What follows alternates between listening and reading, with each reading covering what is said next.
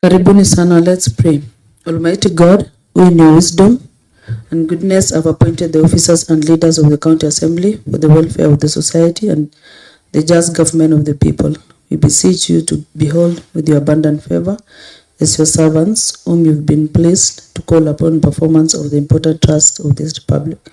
Let your blessings descend upon us, here assembled, and grant that we treat and consider all matters that shall come under our deliberation in the so just and faithful a manner as to promote your honor and glory and to advance the peace, prosperity, and the welfare of our county and of those whose interests have been committed to our church. Amen.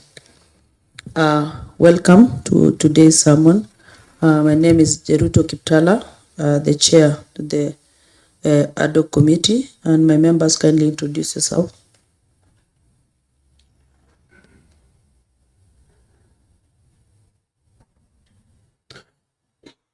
I am John, member of this committee. My name is Sharon Keter. I'm a member of this committee. David Sitoi, representing the people of Bartabwa.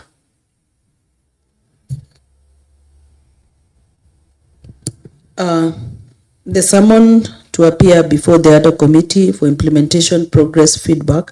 The above subject of matter refers to ad hoc committee report was approved by the House on 11th June 2025 and is under the implementation. Pursuant to the Article 10 of the Constitution of Kenya that reminds that the public participation in a national value principle of governance reinforces the importance of feedback and citizens' engagement. Article 35 further emphasizes the right for all citizens to be able to receive any information that makes it possible for them to enjoy or protect their rights. The County Government Act 2012, Section 89, places a duty on the county government to respond to petitions and challenges from the citizens in a timely and effective manner. Fair Administration Action Act 2015 and the Access to Information Act 2016 aims to enhance transparency and accountability in public affairs and mandate proactive disclosure by public and private bodies. Now, this is to inform you that you are required to appear before this ad hoc committee on Friday, 21st November at the County Assembly Chambers to update the implementation progress of the committee recommendations as approved by the House.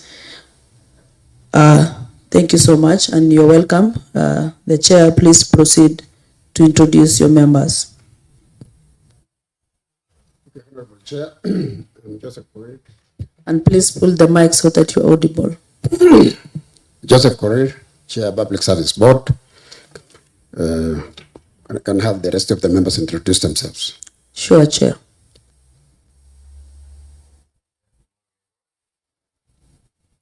Good morning, everyone. My name is FCS Samson Kibi, Secretary and CEO of Baringo County Public Service Board. Good morning, everyone. My name is Stella Chibi, the Vice Chair of Baringo Public Service Board. Honorable Chair, Julius Munge, Member County Public Service Board. My name is Lydia Rob, the Director HR at the Public Service Board. Chair, honorable members, my name is Ruti Chandru, Director, Human Resource Executive. Feel free for this engagement. It's an easy one. We just want to know the status of the report of the implementation of the ad hoc committee, and we will have our members here to ask the questions. And we do it as usual. Members, Honorable Laengo, Honorable Sharon, and Honorable Sitoi, please let's proceed to ask the questions.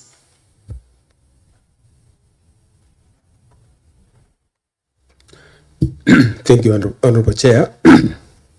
I also want to take this opportunity to welcome the County Public Service Board members. I think it is just a follow-up of the implementation. We have nothing new. It is a follow-up of what the recommendation that was passed in the House, that we just saw it fit that we find out how far you have gone as far as implementation is concerned. So we are not bringing in anything new. I proceed to ask you. A minute, Honorable Ayongo, I would like to ask the chair. I can see it's not a full house, and I was seeing your members outside here. I would like you to tell us exactly why are not here, and they are within the precincts of the assembly.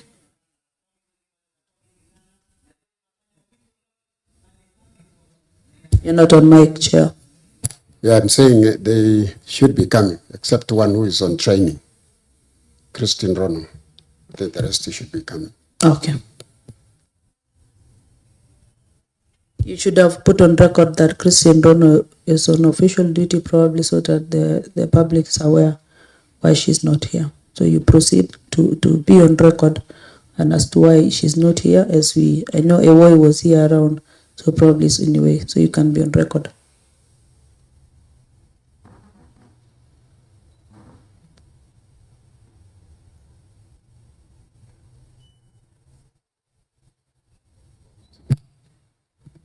Okay, Honorable Chair. Christine Rono is away on training. Otherwise, the rest of the members should be here. I think they should be on the way coming. Thank you, Chair. Honorable Ayongo, proceed. Thank you, Honorable Chair. I proceed to ask on recommendation number 1, how far the Public Service Board, in conjunction with the chief officers of their respective departments, sub-county administrators, town administrators, and cabinet municipal manager, to scrutinize and identify the legitimate casual workers and pay all their salaries and arrears within 7 days upon the adoption of this report. So maybe the status of recommendation number 1, how far has it happened? Thank you, Honorable Chair. Thank you, Honorable Ayongo. Chair, you proceed.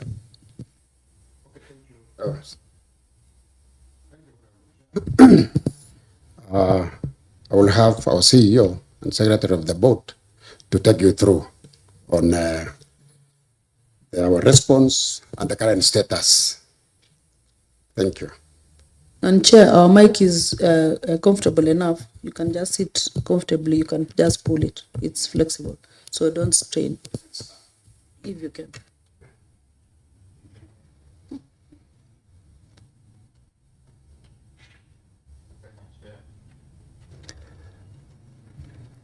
I'll proceed to answer that question as follows. We have compiled a report on the status on each of the recommendations that you gave us, but I'll read from the record that we shall table before the committee as soon as you tell us to table it. So I have a compiled report that I wish to table. You can make it short, CSKB, because I'm sure you're aware of the report, so that you give just a brief action of the said question, so that we be brief and all right, we move to the next question. Please proceed. So, Chair, we have verified some of the casuals and some of them are in the process of being verified. So we did it in a 2-step approach, whereby we verified 208 of them in June, and we gave the authority for their salaries or wages to be paid. And phase 2 commenced in August, and it is in the process of being completed. We shall be issuing a final report within the year. Secondly, Chair, we have also given an advisory to the CS and all departments that there shall be no further recruitment of new casuals without authority of the board, and only casuals that have been approved may be paid. How many are there in number that was approved by the board? We approved 208, and there is another number that is being verified. The number is not yet tallied.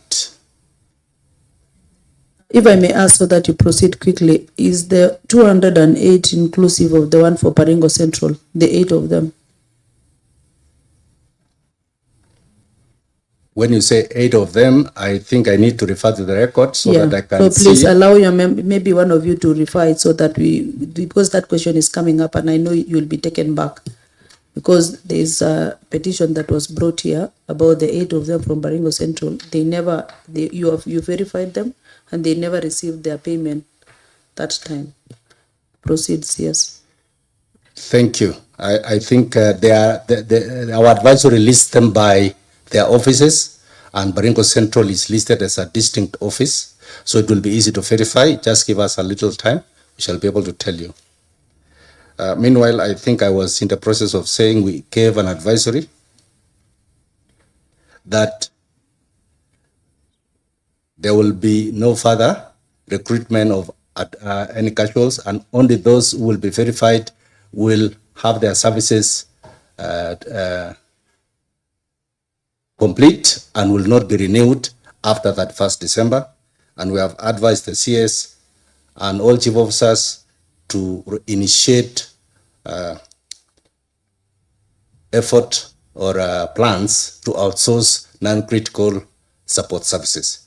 Meanwhile, Chair, out of the 208, 3 of them were appointed through a competitive interview to the position of clerks and revenue officers. So they reduced from 208 to 205 in July. That is our answer. Any reaction from the members?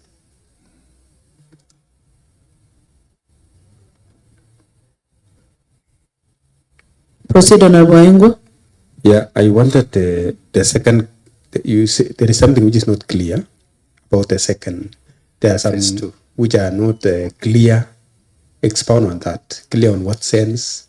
Do we still have some? There are some casuals that were reportedly working in the departments, but they did not present themselves during the verification process that we initiated in June, and we created another opportunity for them to be verified from August, and this is work in progress, Chair.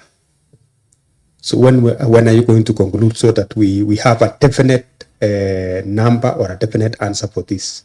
Since we have issued an advisory that there will be no further renewal of any casuals, we intend to ensure that we conclude this exercise within the month of December 2025.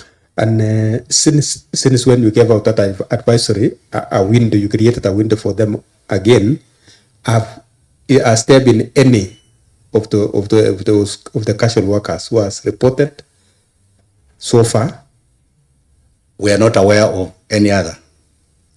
Chair, this is a process we are validating which casuals are genuinely required and working in the departments. So it is a verification process, and I cannot give you an answer as to who was hired at what time. Yeah, since when you verified the 208, which you've scaled down to 205, right? And you say there are others who never reported, or they were known to have been there, but they have not reported for the exercise.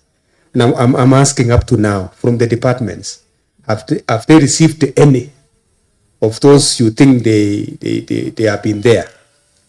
We have a report from the departments of 97 casuals that we are verifying. This is work in progress, so we cannot say it is definitely 97 until we have concluded the process. Am I really? So I can take your words. That is where I was going to ask as well, that you have new others that you're doing verification. Not new others. We had asked the departments who had not provided details of their casuals to provide in the course of August, September 2025, and this is what we have received, 97 more. Yes. 97 more. Yes. But I'm not wrong when I call it new because you'll be getting an awareness that there are others that were not verified then. So it's a Yes. new progress that you're doing. So they are 97 in number at the Yes. moment. Okay, I think I'm done. Maybe colleagues, if they still have anything to ask on that. And actually, my concluding remark on that one is let us have a time limit. Let's have a time limit so that we can do away with them. I can support you, Honorable Ayengo, that he gives us a timeline. Yes. Because we are coming to an end of the ad hoc report. Yes. So we really need to know the timeline so that we are able to document and it can be followed up by the next people who are going to take up the task. So CSKB, proceed to tell us the timeline so that we are able to Thank put you. it down for.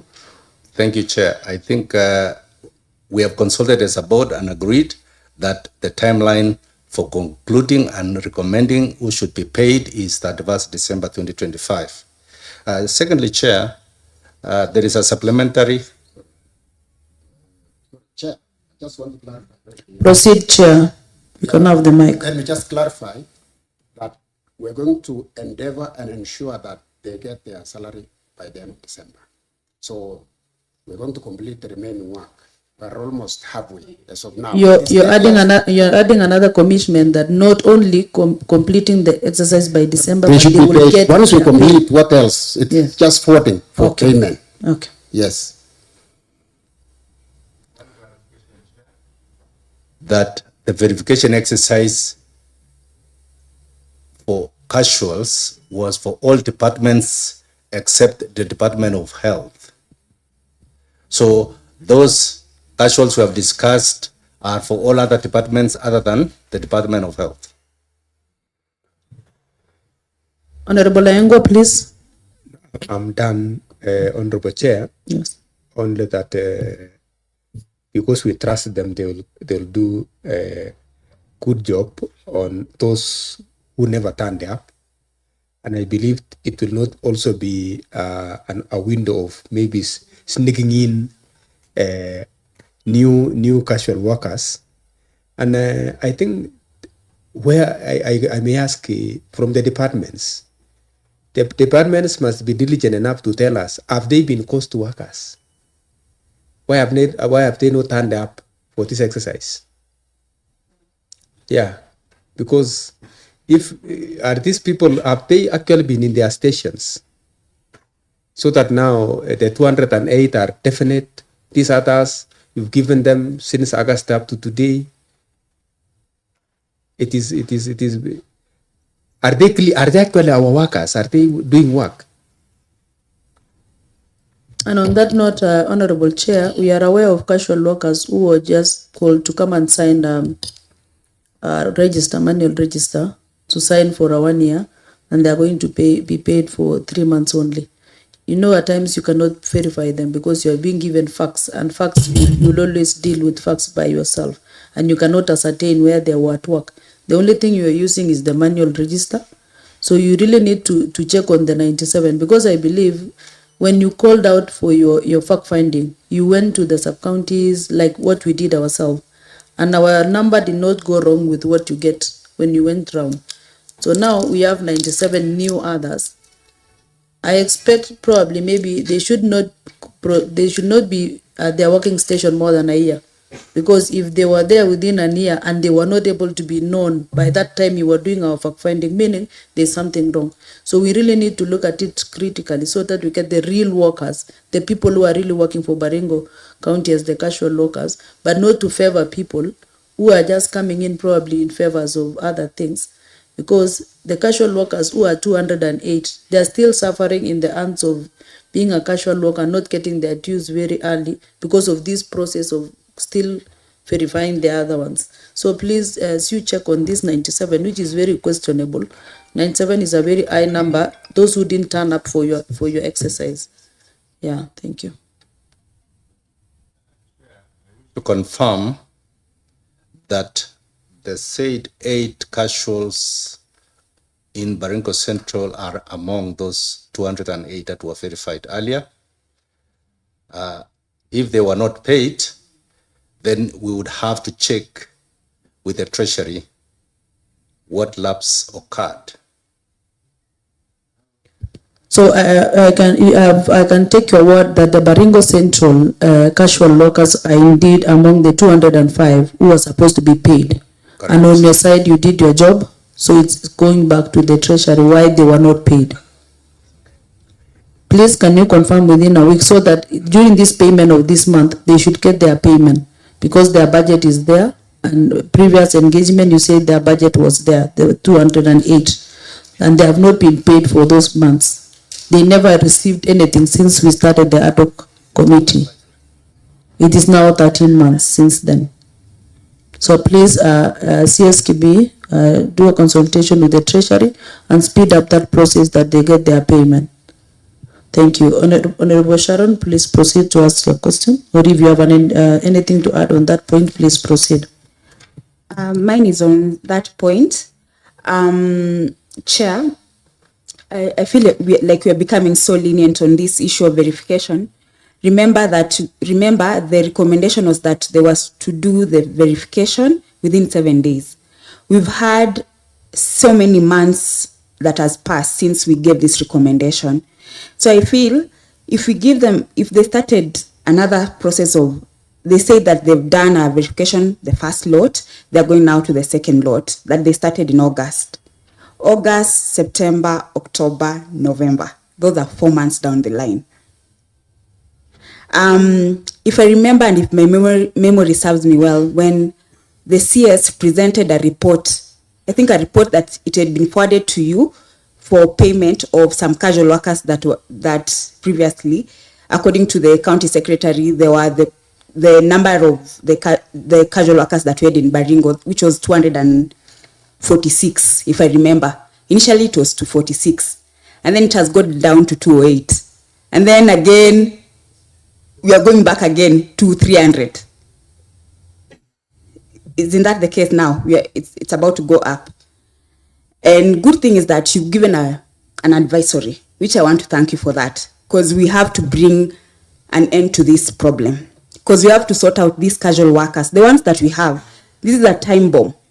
If they go to court, we are doomed. Our wage bill is already very shaky.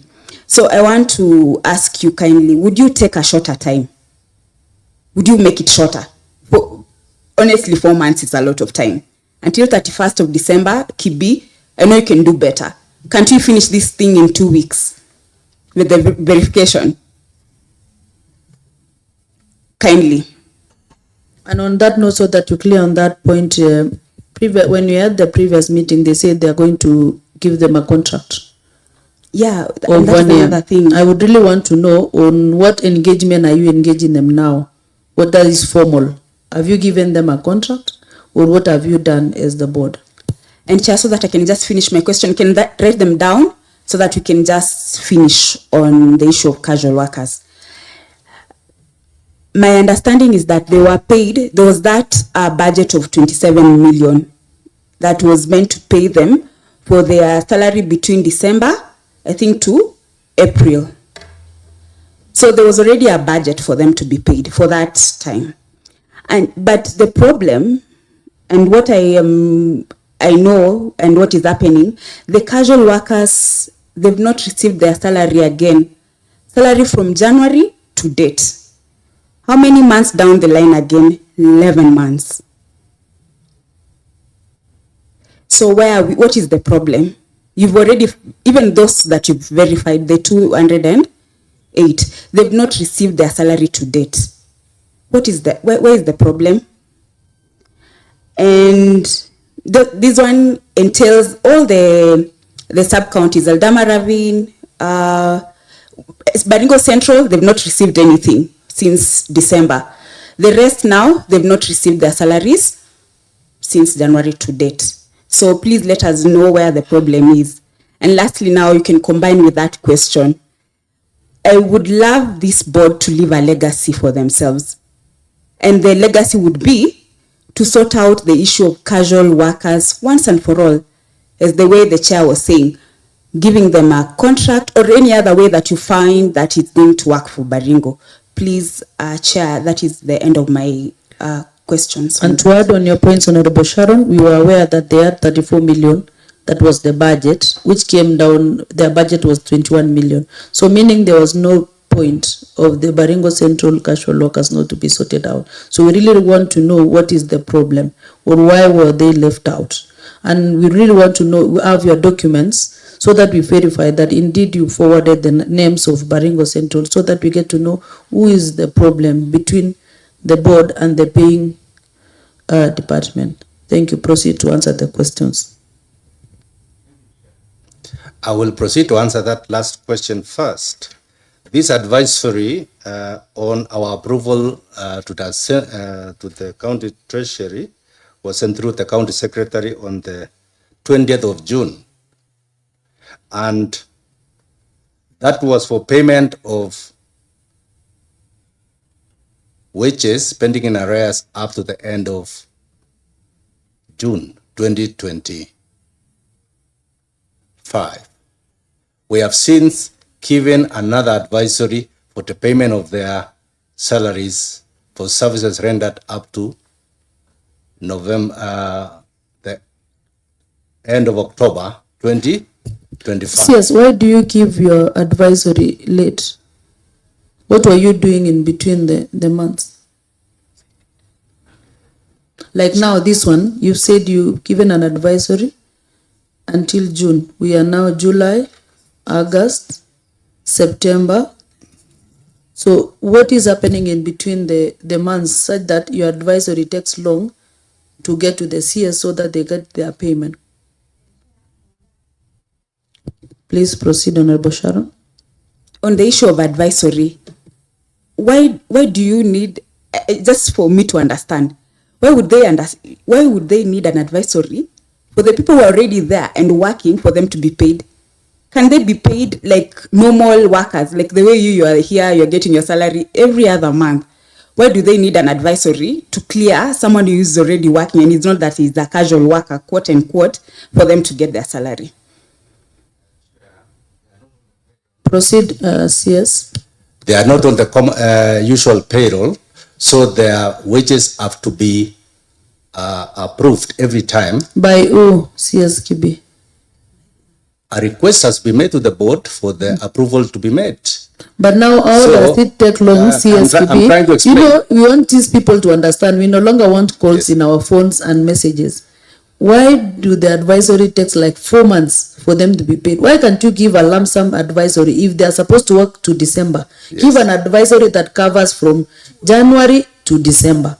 Then that binding report, the advisory that you've given, it kept binding until December. Because already you've done an approval, you've identified that this person is really working for Baringo County and indeed is a casual worker.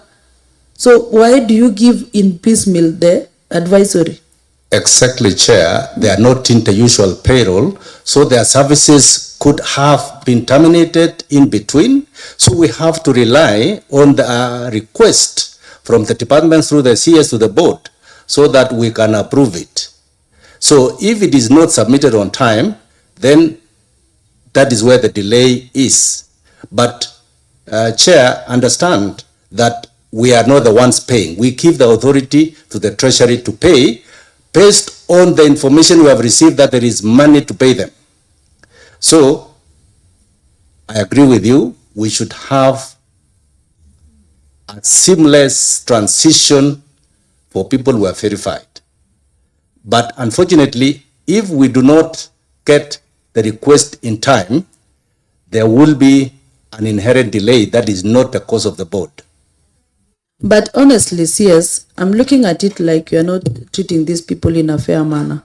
Because you did an approval that this person indeed is a casual worker. As long as you not get any letter that this person have been employed by another person or this person maybe unfortunately is no longer alive, then they will not be in your list.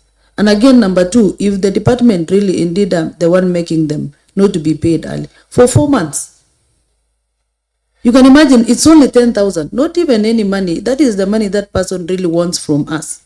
And us, we get our payment on time. We even go ahead, in their budget is there. It's not that there's no budget. So yes, still there's a problem with you. No, it is not and true. and It the is not true, department. Chair. Until you give me the letter from the Give department. me a specific reason why you think it's our cause. If we have to negotiate with the Treasury to show us where the money to pay them will come from, and we have had to wait for a while before the Treasury can say this is the letter. But CSKB, if you Yes. go to that direction, Yes. I feel it's getting unfair to them, because when we do budget, we have 208 casual workers, which when you do our budget, I ask, their budget is there. The point number 2, so that we clear this, and I would really want to see an information from the department that they really delayed forwarding the names of those who are working, because I think this is something seamless, honorable members. When at the end of the month, the CEO water should give out the names to the board, or through the CS and then to the board.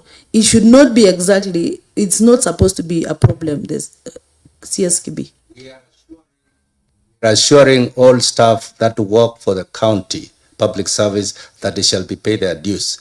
It is regrettable that there is a delay, but we can assure this house that it is not the board that has delayed, and it is not because we have any reason to delay, but it's a matter of procedure. If and when the request for approval is delayed, we would only request this committee to give us time to furnish you with the reports that shows there was a track record of delay.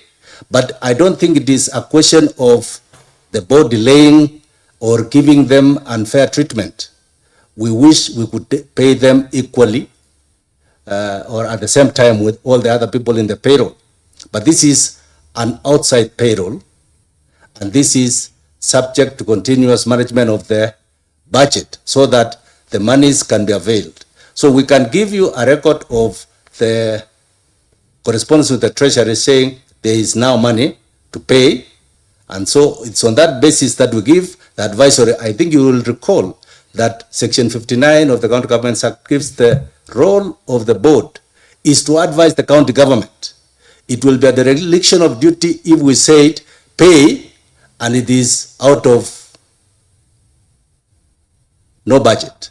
So we would have to insist and ensure that they are actually budgeted for. So allow us to assure this committee that we do not have any reason to delay anything, and we have already determined that all casuals who have genuine reason to work in the county will and must be paid by 31st December. Thank you. Honorable Sharon, he is not cleared the questions that you've answered, asked him. all right. I think it's prudent we allow him to answer all the questions. I think Honorable Sharon asked about, can you take lesser time? It's a matter of procedure, Honorable Sharon. It is a matter of ensuring You that... address the chair, CSKB. Sorry. Through the chair, it's a matter of procedure to ensure that the payrolls or the documents we receive are verified so that we would not give an advisory in error. So give us the adequate time to complete it, and we have assured Honorable the House that Sharon? we'll finish. Chair, that is not an answer that I would expect from you. While I understand it's a procedure, I know it's a procedure. That's why I want you to undertake this procedure with a heart, human heart, knowing that we are talking about human lives. Take the shortest time possible so that we can help these people sort out their lives. While we know that it's a process that can take, if you are able to verify those other ones within that shorter time, wouldn't you do the same for the rest who are not many? We are talking about human lives. Let this matter prick your conscience just a little bit. Very conscious. You are addressing the System. chair, CSKB, Through the chair. and I have not given you the mic. Sorry. I Yeah. withdraw. So that is, Chair, I still feel like you should be firm on that issue of timeline. Let's not give them the leniency of telling Honorable us what to Sharon, do. I support you in totality, and I'm not giving them a leeway to run away. They have to give us a timeline, and they've given us a timeline that all the verification will be done on 31st December. Yeah. All of them will be, the payment will be made. But now the assurance that of the casual workers is maybe CSKB, you can still give Honorable Sharon an assurance that when are they going to be the 97 of them? That is what you're talking about. 97 of them. Please proceed to tell us how long does it take for the 97 to be completed? Because this one you took like 7 days and you're up and running and you brought the list of 208. So in this one, please give us an assurance at how long do you want for you to finish? CSKB.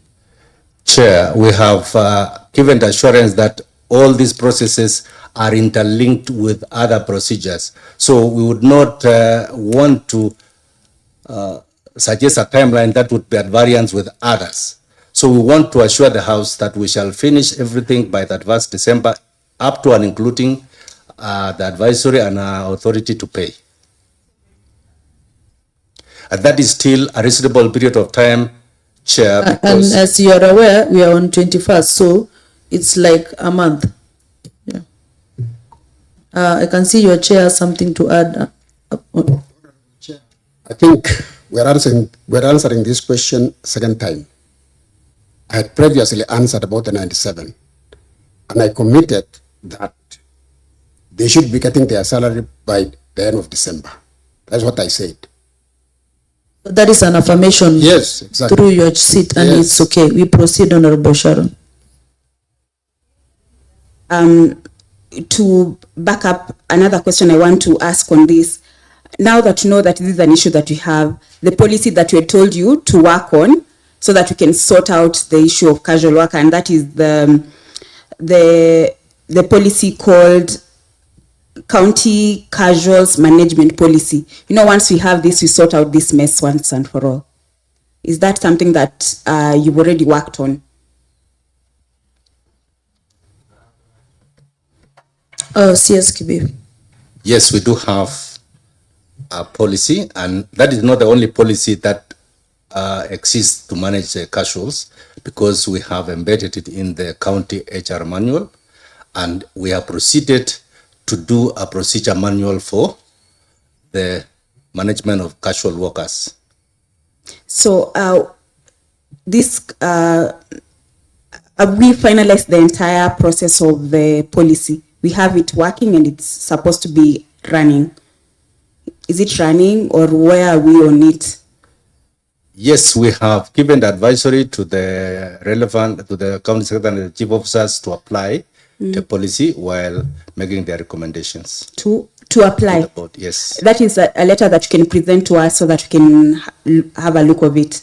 Yes, in due course. I don't have it right here with me, but we can provide. Chair, probably you can guide on how long they can take so that they can provide that policy. You can commit yourself to our clerks, so that at what point are you going to furnish the letter?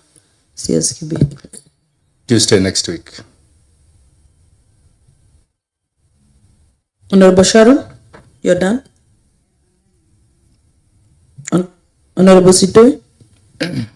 Thank you, Honorable Chair. I had a question which I wanted to follow up, but the CS has just responded, but I would wish to know, you said that you verified all except in the health department. So what will happen with those in the health department? Because apparently some of us have people who are working, and in Bartabo, for example, we only have 2 permanent nurses in Bartabo, and we have 6 others who are casuals. So if these were not verified, then what will happen with those in the health department? Thank you.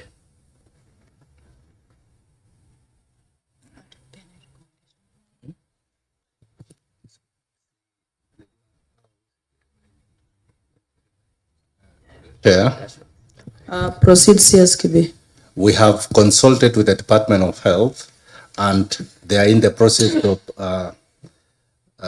furnishing the board with the details of the casuals that have been engaged by their hospital boards for the purposes of ratification by the board under Section 74 of the County Governments Act. So I think this is something that can be done within the time frame of that 1st December 2025. Since we start here, you've never had the list of casual workers from the hospital, especially the BCPSB. Do you have a list? Because in the last meeting, that point takes me back to our last meeting. When we had the med superior, and you said, as much as is at times they employ, they need to notify the board so that they're given approval to go ahead. And also during their payment, they also need to give a report to the board for maybe for because you are the employing agent. Did you get any list of the casual workers from the hospitals? We have had consultations with the departmental leadership, and we take notice that since health is a sensitive service, we have generally agreed that let them furnish the board with the casual workers that have been hired through the FIF Act, so that the board may ratify and approve such casuals as the employer or employing agency of the county government. Honorable Sitoy, on that point. Thank you, Chair, and I'm happy that is committing that health is sensitive. Please, as you know it is sensitive, also help us so that we finish all those issues that are within the health department to ensure that our people get good health services. Thank you. We proceed to go to the next question, Honorable Laengo.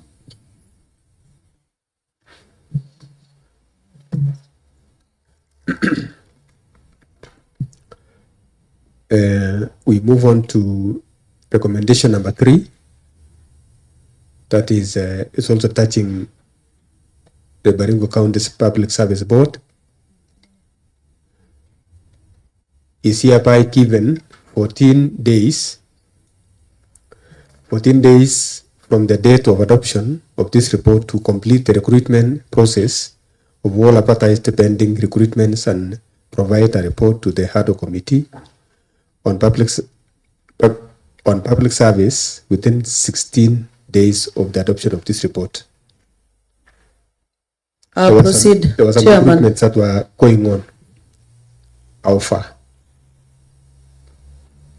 Chair, proceed. Advise the committee on the completion of the recruitment of 68 positions that were advertised for 22 revenue clerks, 40 enforcement officers, and 6 other cadres that were advertised together, and this process was concluded. And on that note, I want to applaud you, committee, because you took some of the recommendations among the staff that we identified them that they've really worked for so long in those departments. And even with the difference of their age, you are able to absorb them. I applaud you for that. Honorable Laengo, if you have something to pick on from the answers so that we proceed. I think also, yeah, the way they recruited, I was so impressed on the way they recruited, especially the enforcement officers. It was a competitive process, and we never had any kind of bribery or any kind of. It went on smoothly, and if even the national government can adopt it to what they did, then we shall not be having the cases of bribery when recruiting the officers. For that activity, you can take the flowers. You have them. Yeah. Thank you so much. Honorable Sharon, you proceed to the next question. Mine is also to say thank you. That process was actually really fair, and I'm happy for Steve. Was it Steve from Kabartonjo? Kertich, and another casual worker who had worked for so many years. And I know going forward, we'll have most of them being absorbed when there are opportunities. Recommendation number 4, that the failure by the human resource to deploy the revenue clerks amounted to an infringement of their employment rights under Section 5, 41, 43, and 45 of the Employment Act 2007, the right to to fair labor practices under Article 41 and the right to the, fair administrative action under Article 47. The Constitution and as such, and the of the Constitution, and as such, this committee strongly recommend that the said revenue clerks be deployed to serve the county government as per their appointment letters within 7 days after the adoption of this report. This is in regards to the 2017. Was it 2017? Yes, 2017 clerks recruitment. Please proceed to answer that question on where we are with their deployment.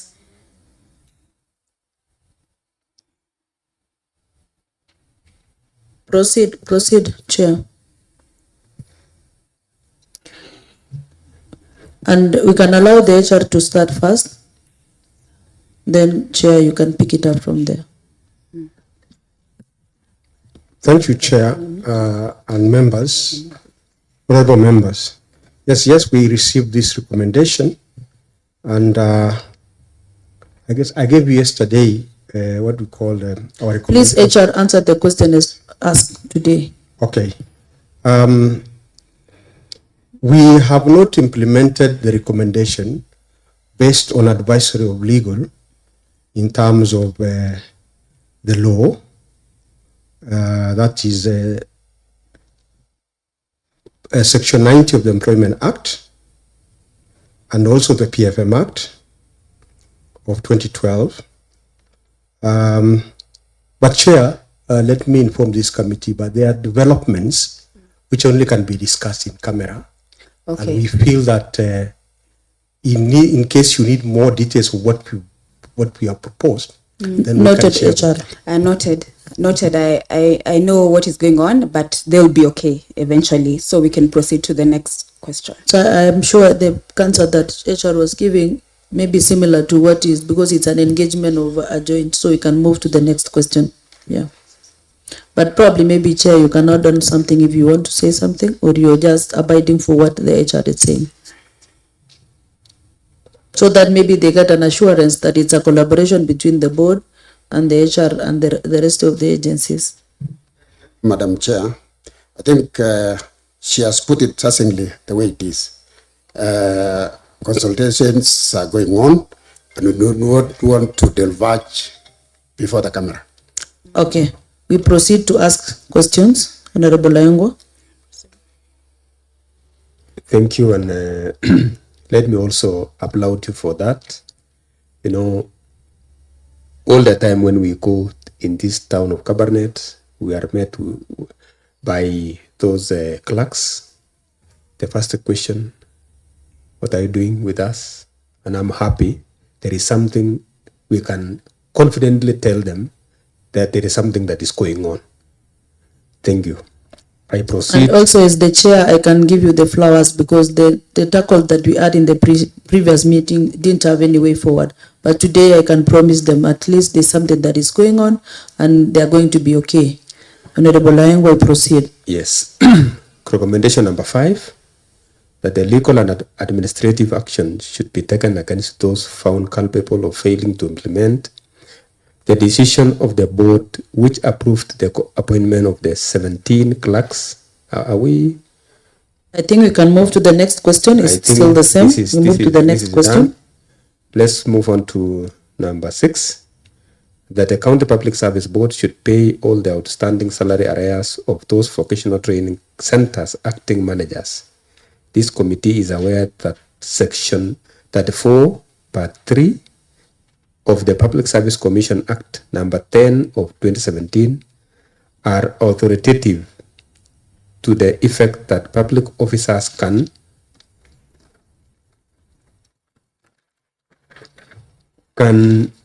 only serve in acting capacity for a period of 1 month and up to a maximum of period of 6 months.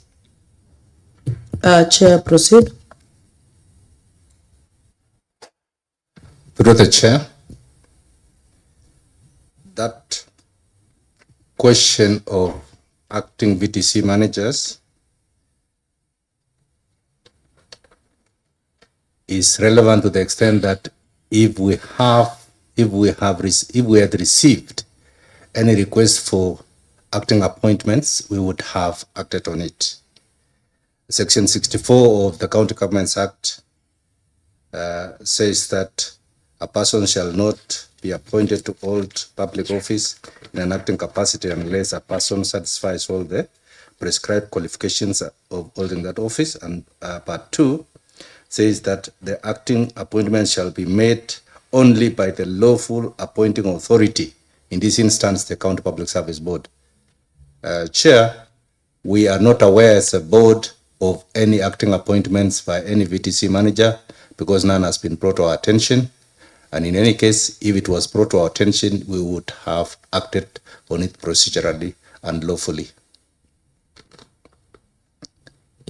Honorable Layango, Honorable Sharon, look at that and maybe you can check where we were pinpointing that point, the recommendation.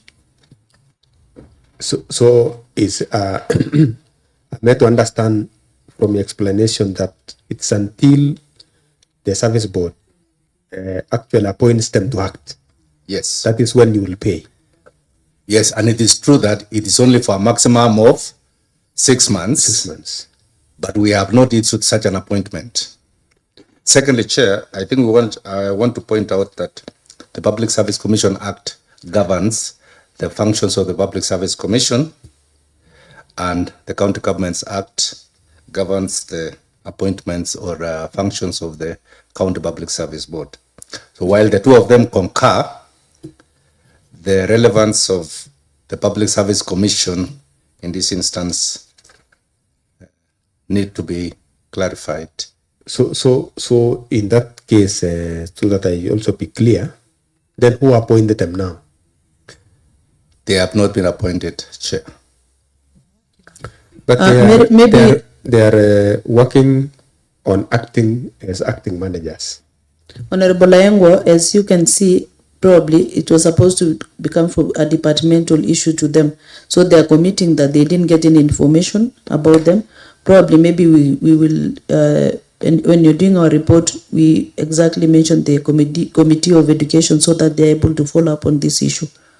So maybe we refer to the committee of education. Yes, to my point, because basically that is where the information should go through, so that get to public service, to the CS, and then to the board. We proceed to the next question, Honorable Member.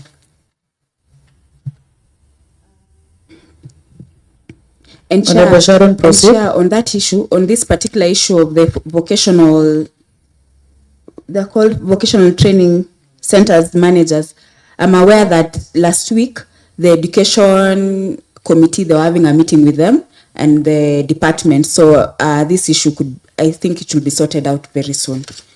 Noted, Honorable Sharon. You proceed to the next question. The next question is number 7.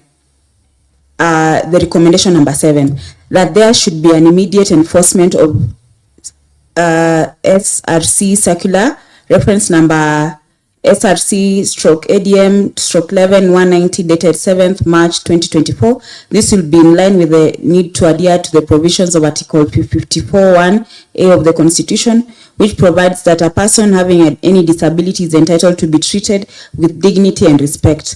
Further to note, the directives by the Salaries and the Remuneration Commission binds all state organs unless the said directives and orders are revoked by the Commission itself. So this was in regards to the workers at the executive who had not received their allowances at that time, but I know they were paid the allowances that were pending at that time. So HR, I don't know if you are still adhering to that, adhering with the payment of allowances. Yes. Yeah, thank you, Chair. Yes, we agreed here. We started paying them, and even the arrears, and any new person who falls in that category, we have now a standing committee that evaluates them, gives a report, and when they qualify, we include them. Yeah. So they are paid up to date. Those they've already been reviewed, they're okay. That is what you can say. Probably, So maybe I thank you. can ask you if it's already in their payslip, because that is something that should be simultaneous when you approve. Maybe probably when you get to interact with them. Yes, Chair, actually, all of them are getting on a monthly. And that's why I said also plus the arrears that for the period that we didn't pay, They are we paid. paid and cleared. And on that note, HR, there's a staff called Robert Aule Nachukul. Are you aware of such a staff? Works Ye- at the Health Department. Moron. Yes, Yeah. I'm aware. In fact, Please we were give with us them the day before. insight about that staff. Yes, I'm aware, and we were with that staff even the day before yesterday.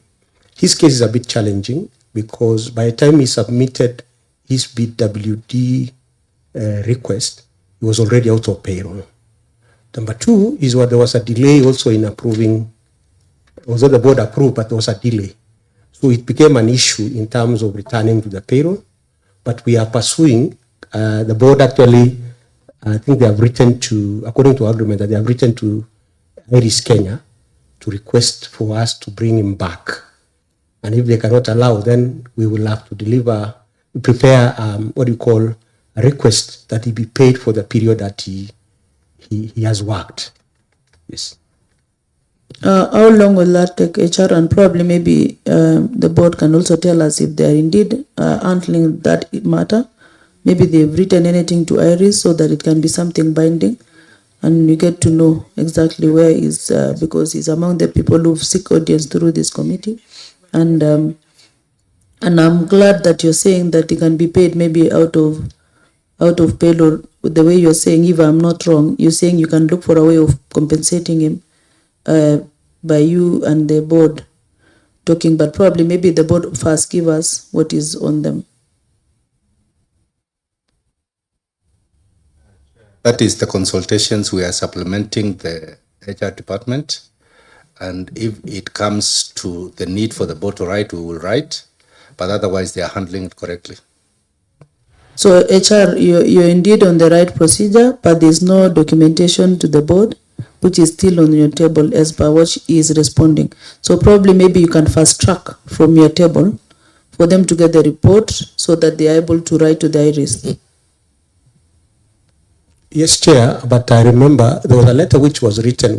I think Judy is aware. We will discuss with them because there was a procedure which had begun. Please follow it up now that there's a commitment that there's something happening, but at least it needs to reach to their desk. Because meanwhile, you can look for ways of not making, because he's still working. The staff is still working at Moron Health Center 3 years now without pay. So please follow it up and fast track. How long can I give you? You can give us a month so that we can give feedback to this to the assembly. Thank you. Honorable Sharon. I'm done. On the next recommendation, Chair, on the issue of Hilary Siror and Seremo, I think we dealt with it yesterday conclusively. I don't know if I can go back to it. We can move on because we did it yesterday. We can go to the next question, Honorable Sharon. Thank you for that. Even the next recommendation, Honorable Chair. Proceed to question 10, Honorable Ayengwa. Yes. But I thought, Honorable Chair, you could give direction and maybe way forward and recommendation number 9. Sure, that thing it's very important, but I don't know which department it should have come up yesterday, because it's something that should go to the Department of Treasury. Okay. And this issue of board is something that is maybe probably in our recommendation, we'll write where it should go so that they can follow it up, that they can have an administration board that manage the revenue management. Thank you. So we can proceed to the next number question. 10, the ICU nurses contracts should be renewed and ultimately be confirmed having served for many years on contract basis. Service to say these employees play a pivotal role in all our health facilities that offer ICU services. Now maybe it was recommended that we renew and maybe put them on contract. On that note, I remember their contract was already On permanent, I there think. and they furnished. Probably Yeah. maybe they tell us after then when they gave them that contract, it was 3 months. Or probably you can tell us how long was the contract and what actions have you taken from then. Proceed, CS. The contract was indeed tabled before the committee when we appeared. Please, last time. as you mentioned them, be specific that the contract of who, so that during Yes. your recordings you can get Yes, the points, contract yeah. of the ICU nurses was indeed tabled before the committee the last time we appeared, and we confirmed that it was already renewed. And on the recommendation to absorb them, Chair, we are considering not just the 5 ICU nurses, but all other officers in similar categories on contract with a view. We are analyzing the cost benefit analysis, and we are convinced that as soon as we are able to confirm availability of funds, we have recommended to the executive to absorb them on P&P. But this is a matter of ongoing consultation and it's not yet concluded. Yeah, I would like to say, since these nurses have actually taken, they have done commendable job for a length of time, I think there should be a special way of treating these nurses. There should be a special way of treating these nurses. And because you are charged with that responsibility of employing them on permanent and pensionable terms, please see to it that there's something that a favor of a kind should be done so that they actually get in permanent and pensionable terms.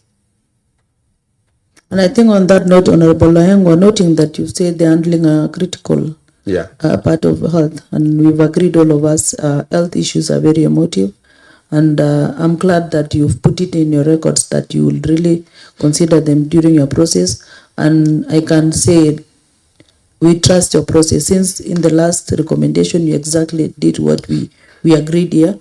So in this process of nurses also, because this is another gather of employment, we still believe that you will consider them during your employment, so that these people are able, because they've been working since 2013 using contract. How long was the contract, CSKB? Oh, that's commendable. So how long can we give you so that you finish this process?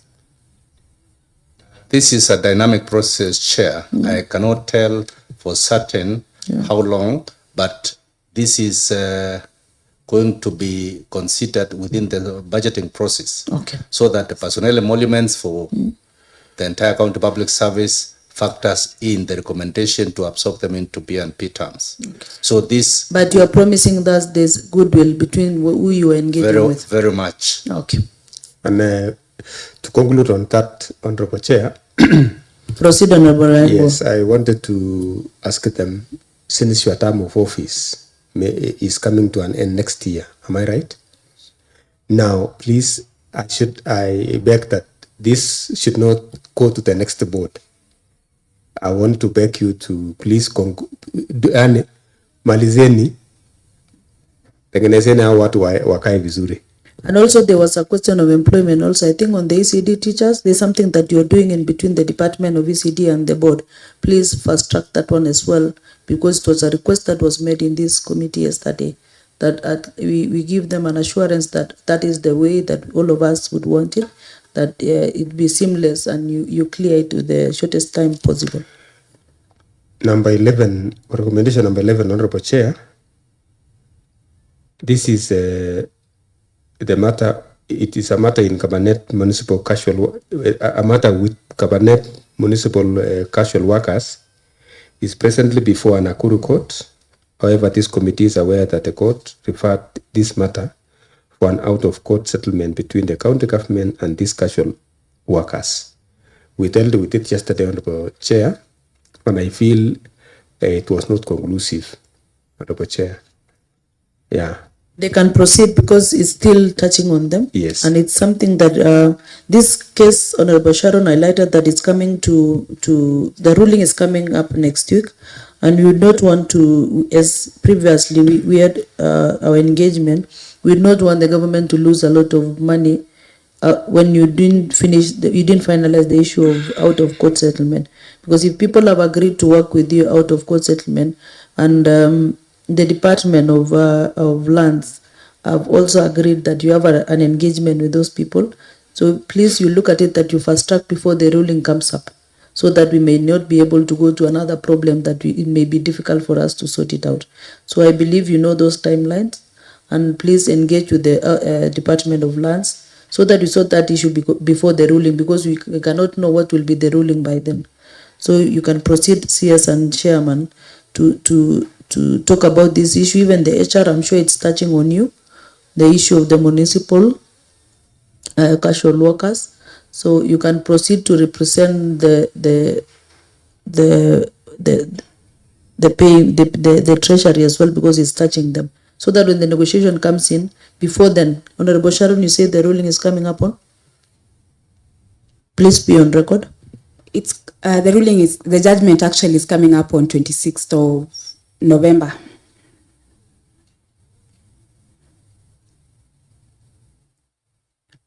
See, I can see your mic is on, or whoever is taking that matter to put on his mic.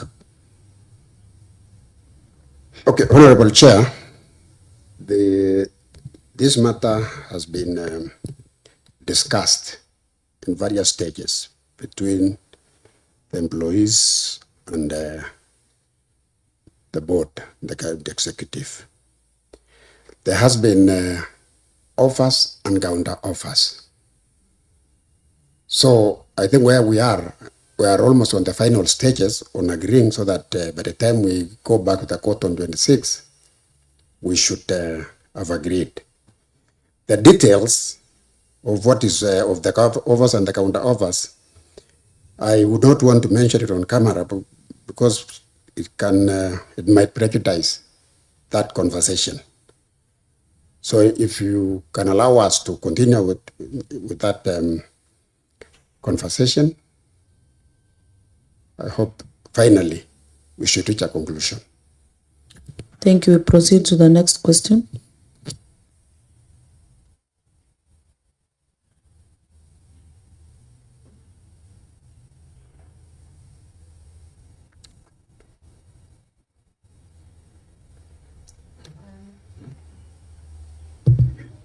The next question is on the issue of the recommendation number 12, that the County Public Service Board in the recruitment exercise should adhere to the provisions of Article 56 of the Constitution, which requires affirmative action programs for minorities and marginalized groups, including special opportunities for access to employment. This should be a continuous process, and I want us to take an example of a recent recruitment of the enforcement officers. My question to you, Kibi, I would like to know if we have in the recruitment that you did, that I know, that one for enforcement officers, do we have the marginalized groups represented in those who are taken in for employment, like the minority tribes in Baringo, like the James, the Nubians, the persons of living with disability, and so on and so forth? Did we have them being considered for employment? Yes, we did. Yes, Kimi? Yes, we did, and we have continued to adhere to the referred clauses in Article 6. All the minorities and persons or vulnerable persons have been considered. For example, for the purposes of answering Honorable Sharon's question, in the enforcement, I am aware that we adopted a word-based spreading of the opportunities. So all the people in those respective wards had opportunity. And finally, when the results came out, you would find a lawyer is in the enforcement. You would find that Turkana is in the enforcement. You would also find that and James is also in the enforcement. So all those opportunities, yes, even in Torres, I'm reminded, were also considered. considered. Okay, and now with the other employments that are coming up, the ones that you continue to do, that is something that is ongoing. Yes, I have answered affirmatively that the board continues to adhere to those principles, and all of them are assured of equal opportunity All and right. equal treatment. I hope I'll be able to see a Nubian because they're complaining a lot. They're saying that they've not been getting these opportunities. Okay. Chair, proceed. Based on what Honorable Sharon has said, I think we give opportunities to everyone who applies and who is qualified, including the Nubians, the Turkanas, The the Kikuyu. Somalis, Okay. the Dorobos. So, and it is embedded in law. If we don't do that, then we are breaking the law. So we are always loyal to the law and the Constitution. All right. Probably, perhaps we could encourage them to apply for these jobs when opportunities comes in. All right. The next one was on. The next one is.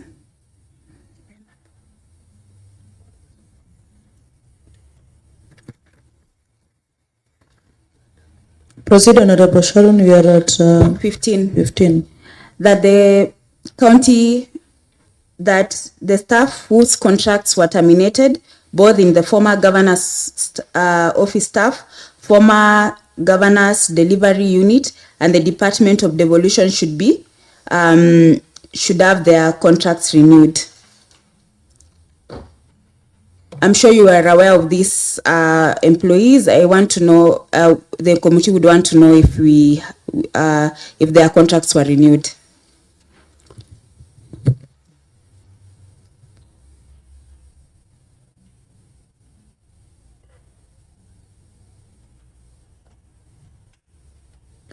Proceed. Give the mic.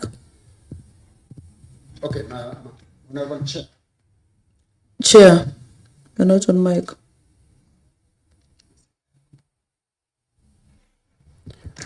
Honorable Chair, we checked on this officers and we found that most of them were employed to work under the tenure of the former governor and the former deputy governor, and they were on contract. And therefore, contracts, as we all know, is self-executing. Once your contract ends, that is the end of the contract. Unless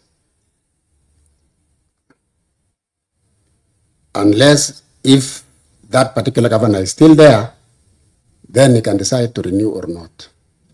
I think that is the position. Give the mic to Honorable Sharon. If my memory serves me so well, there is a letter that you did. There's a letter that was done by the board to the CS, and it was copied to our clerk. And that is not what your finding was. You could actually perhaps take time, or you can ask for help from your members of the board, because that is not the case. There's something that you guys did a recommendation on, and you forwarded that issue to the CS for implementation.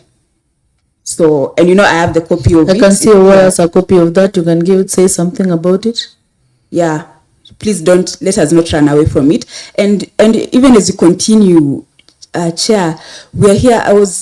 I'd forgotten that we had actually summoned the CS.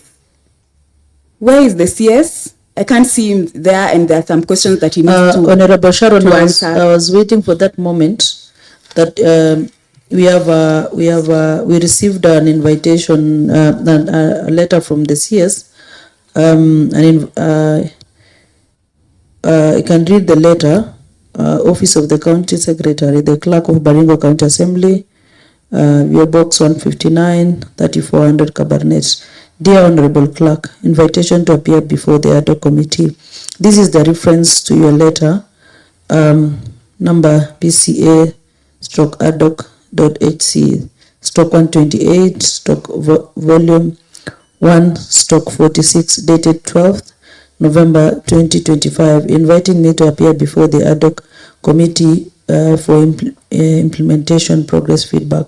I wish to inform you that I am unable to attend the scheduled session because I am unwell. I kindly request your understanding and indulgence on this matter. I'm sorry for any inconvenience caused. Thank you for your consideration. Honorable Jacob Kurui Chepkony, PhD, County Secretary, Head of Public Service, CC the Governor and the Deputy Governor, and it's dated today. And he has also forwarded the medical report from the doctor. And looking at it, there's little that we can discuss about him. Probably when we have questions as the committee, we might schedule another day that we can have an engagement with him, so that he'll be able also to furnish the answers to this committee as well. So you can proceed, Honorable Sharon, to answer the questions, or probably they give you the answers. So anything that is touching the CS, we will put it on hold, and we will still write to him that he appear at what time. We agree at the committee level at what day or time that he will appear. If we still feel that the board should appear, probably maybe you can invite the CS to come so that we can have that engagement here. Thank you, Honorable Sharon. We proceed to the questions.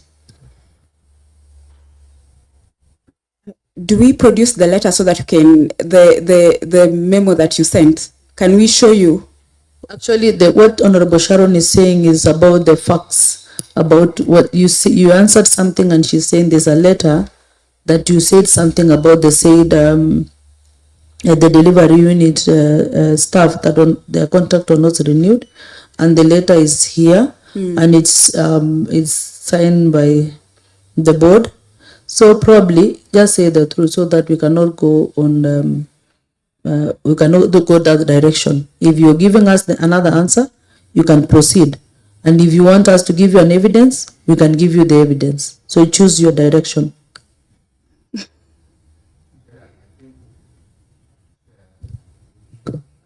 Proceed to give CSKB the mic. Chair, we can have our memory refreshed. So proceed, CSKB. That is why I said you choose the route that you want to travel. Yes, you can refresh our memory so that we can remember the facts at hand. Who to refresh your memory? Honorable Sharon, I said we have the letter, a copy of which can be vanished so that we can... You are not aware of any letter. The only thing you can tell us is you say you are not aware of any letter that you did as the board. Because, yes, CS, you don't go that direction. Because we are doing very well so far, so good. Please give us factual information from your desk. As for me, I've interacted with you for so long, and you are a man of facts. You are a man of letters. You keep furnishing real things. So please proceed to tell us the truth about that issue. I'm not going to question it. Just if you want to refresh your mind, probably maybe the chair gave us a wrong answer. You can bring another answer, and I will not judge on that point. So you proceed to tell us facts from your desk. In that case, Chair, maybe you can give me time to recollect the letters that we have sent to this. That's house. better. How long should I give you? Tuesday. No, Tuesday is far. Today is on Friday. Oh, it's on Monday. Please proceed to furnish. And Honorable Sharon can highlight to you, probably they can give you. But Honorable Sharon, why should you give them a leeway to get? Chair, I believe they want to run away from it. Don't be scared. You already made a recommendation, and that is okay. So if it's not your responsibility to implement it, it's fine. We'll still call because this letter was probably Honorable Sharon. You can do it because you're willing to give evidence about that information. You can forward to their WhatsApp, and then you proceed to prosecute that letter. Okay, I'm forwarding it to Stella. Stella, open your phone. You're being sent the information, then you share. Then you can now tell us about that information. She's sending you the document. Yeah. Meanwhile, we can go to the next question, Honorable Ayengwa, as she continue. When Stella, you are ready to tell us about that, we come back to that question right now. We go to 20. Honorable 16? Ayengo, we are at 16. 16. That on casuals being paid below the minimum wage, the County Public Service Board and the County Department of Health, among other departments, should move with speed and rectify this anomaly as it is against the labor practices in Kenya to avoid violation of employee rights as guaranteed under the Constitution and the Employment Act 2007. The regular recommendation number 17. Honorable Ayengo, allow us to just check on this so that we cannot interrupt your process.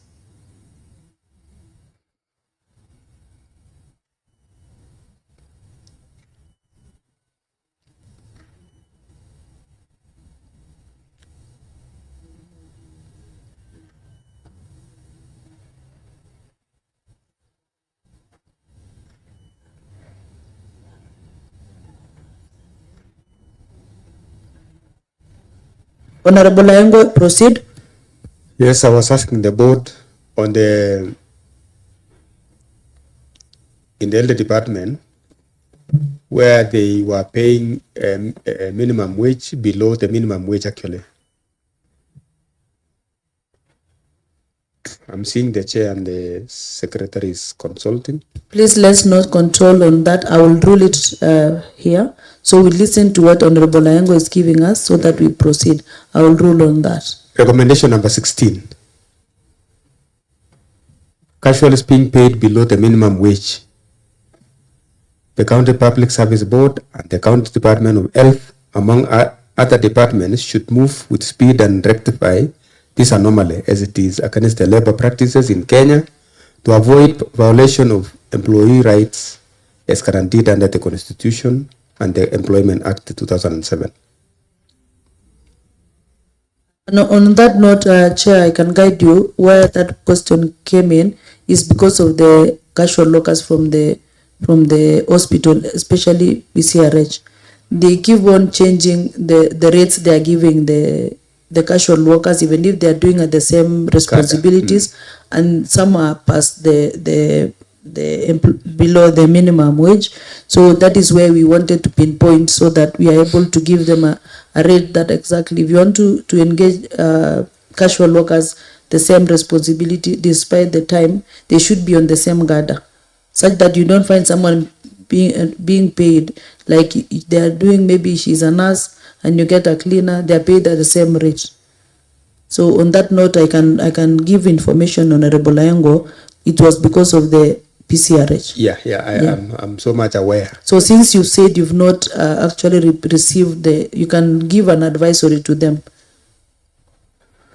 or come up with a standard rate that using their certificate and the rest, so that the hospital also will be following on your guidance as much as you give them to employ the casual workers, but you have an advisory to them so that they can be checking when they are employing the casual workers. And the scenario, Chair, is that we got nurses. And now that having the same qualification, Chair, having the same qualification, and that at the same time, enter the job at the same time, but they are paid, some are paid below the minimum wage and others are paid above. So there were a lot of disparities. And also, as we are aware, all of us, that we are getting a lot of revenue from the hospital through the FIF bill. So it's good, the SHA, so that it's good also you give the regulations so that they don't marginalize other staff, because that generally, if you get to see a nurse doing the same job, being employed at the same time, paid differently, it will demoralize them. So please, I'm calling upon the board so that you regularize on that. And not only BCRH, probably you can check on across the hospitals. Thank you. We proceed to the next question. CS Kibi, you have something to add? Okay, proceed. We wish to confirm to the House or this committee that we have actually given a general advisory to the County Secretary and to all chief officers to implement the adopted general regulations, guidelines in legal notice number 164 of the Ministry of Labour, so that going forward, there shall be no disparity or pay rates for people performing similar functions. So that is an advisory that's already out, and we can furnish the committee, if they so wish, with a record of that advisory for your record. Thank you. So that one you can still relook at it while you'll be requesting for the casual workers from the hospitals. Those are the things you need to relook at it so that you're able to regulate as an employing agent. And as well, you can still forward that regulation. Probably we can direct it to the health committee so that while they are doing their oversight role, they may be having those documents. So proceed to table that as we proceed to the next question. Now, on recommendation number 17, the County Public Service Board should look into these peculiar scenarios where employees have worked as casuals for a very long time in a bid to ensure that these casual workers are not being discriminated in their employment and should enjoy their constitutional rights to fair labor practices like other persons. This can be done by placements of internal adverts. This case, Honorable Chair, you find that sometimes we advertise even for very few positions. I take, for example, the nurses, for example, the 8 that were advertised, I don't know, last year or the other year, yet we have our own casual the nurses who are working in the PCRH here. Around 40 of them are here. But we put an advert that goes viral to everybody in this country. Why can't we put an internal advert if the vacancies are fewer? So that those who have worked for 5 years, 6 years in PCRH can get an opportunity. Those who are in contract.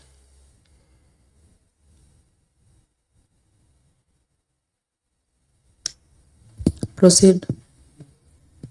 Through the chair, we are aware that the opportunities are always limited, but the law bars us from limiting the opportunities.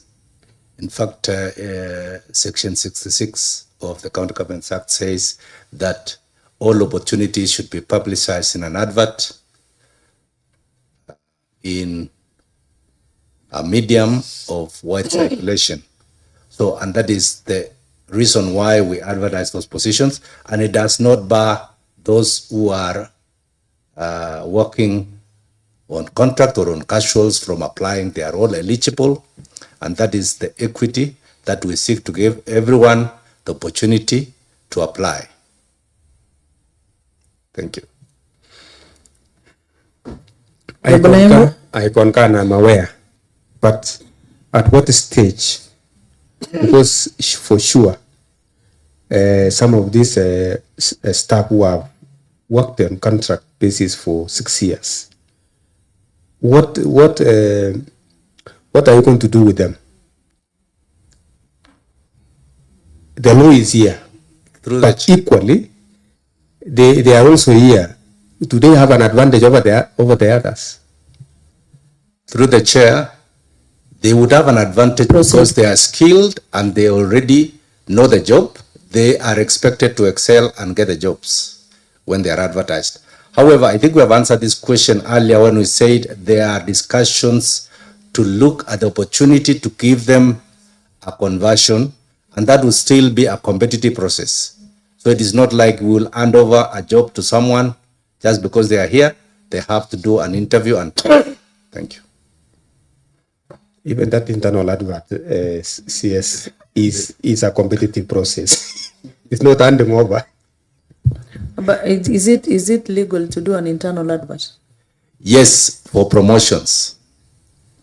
On that note, so that I don't take you back, there's the point that you had, and I want you to ask about the internal advert.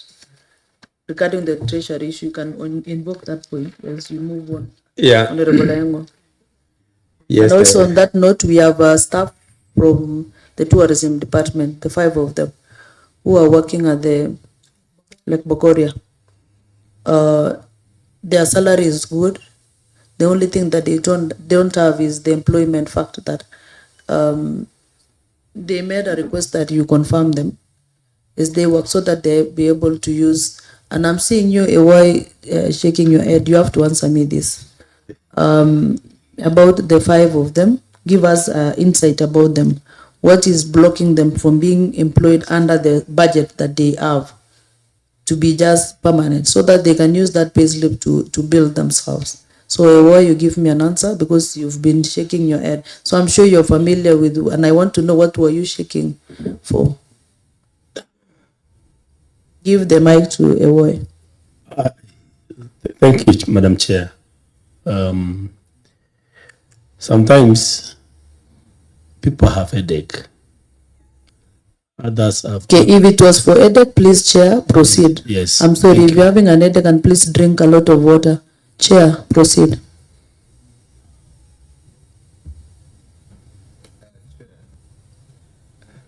The question of specific categories of employees on contract requesting for absorption into permanent and pensionable terms is not uncommon because everybody is looking to getting better terms. And we are on record in the House of saying that we are considering holistically all people in the same categories. And I think we have at least 79 officers on contract that we are considering their requests. All of them are making requests. So it is not like Bogoria only or ICU only. I was just making on that point. That is what I know. So I just want to tell you, would have just maybe informed me, maybe the Lake Bogoria staff are among the... Yes, they are among them. Yeah, so that is the assurance that you should have given me because it's something that the committee is in the know-how. So you just maybe give an assurance that they are among the 97 of them. Yes, I can assure you their confirmation that doesn't need a budget implication because their money is available. Just a small adjustment. There will be additional benefits so please let's help them. There's no problem, but now you help them through that transition. And I can see the HR was lifting his hand. Yes, Chair. I wanted to add some meat to the discussion. In fact, we are carrying out in executive a comprehensive analysis of all staff who are on contract, including the agriculture.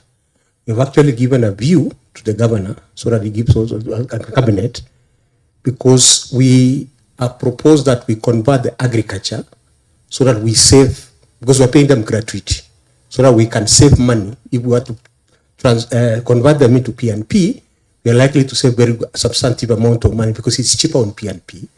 Then we use the savings to try and address those issues of staff who have been there long in terms of contract without being PNP.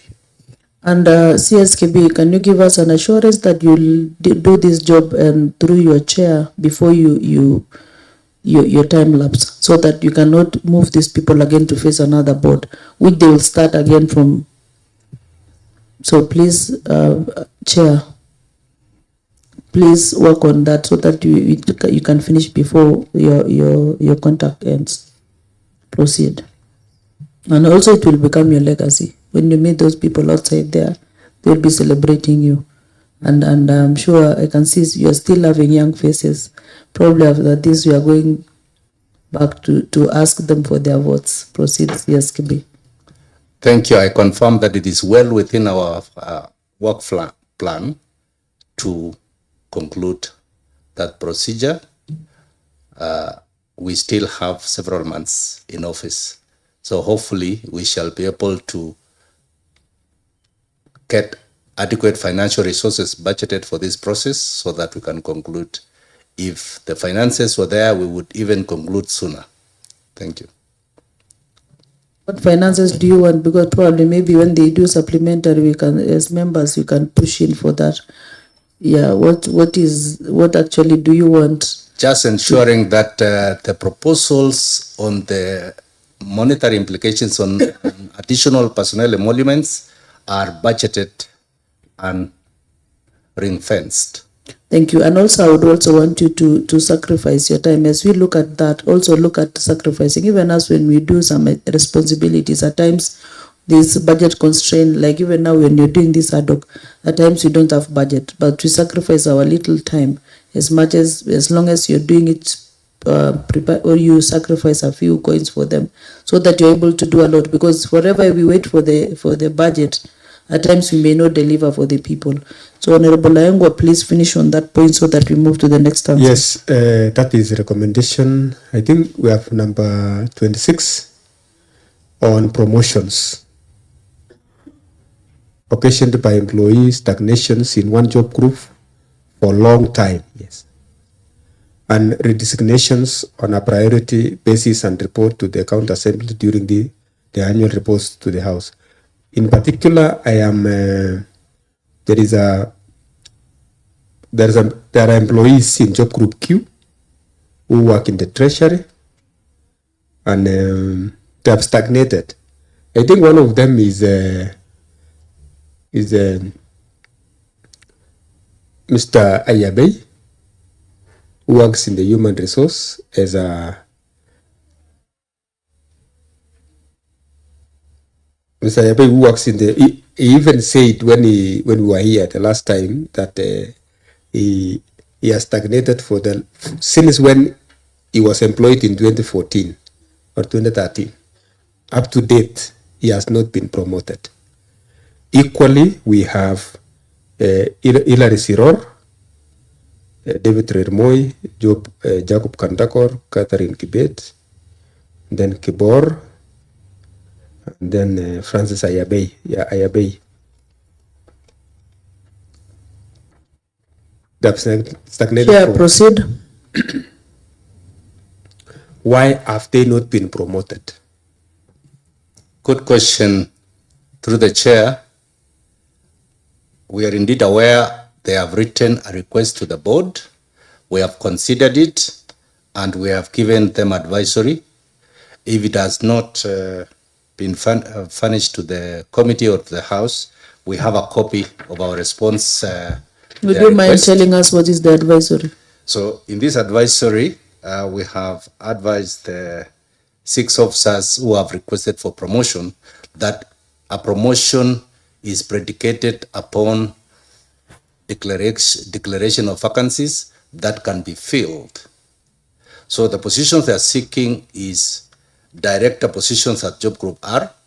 Some of these positions do not exist in the approved establishment, and it's a function of ongoing review. Until then, we do not have a position in the treasury where they're working where they can be promoted to Job Group R. Secondly, there is a nexus between the approved establishment and the relevant schemes of service, which are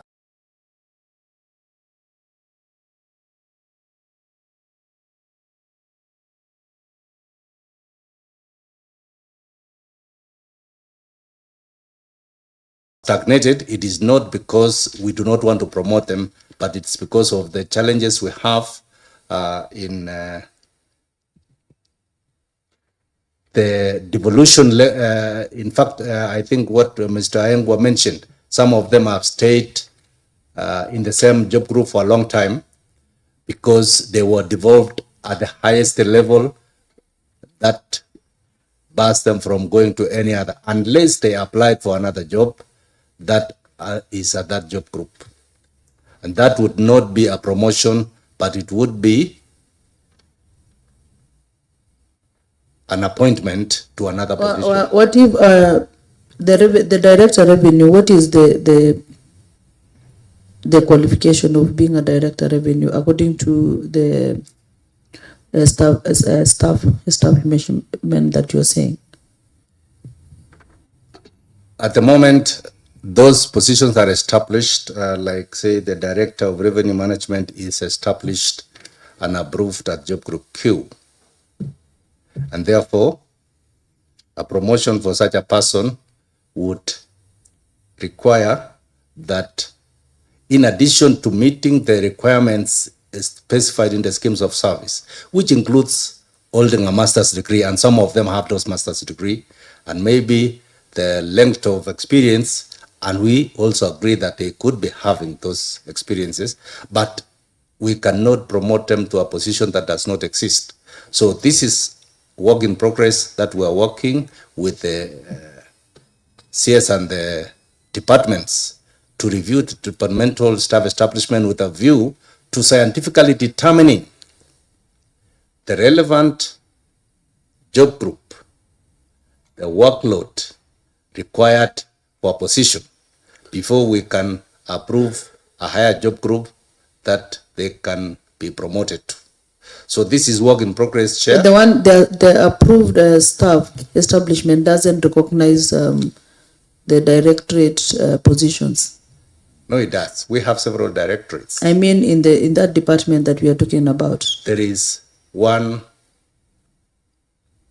director. Is it one? In the treasury.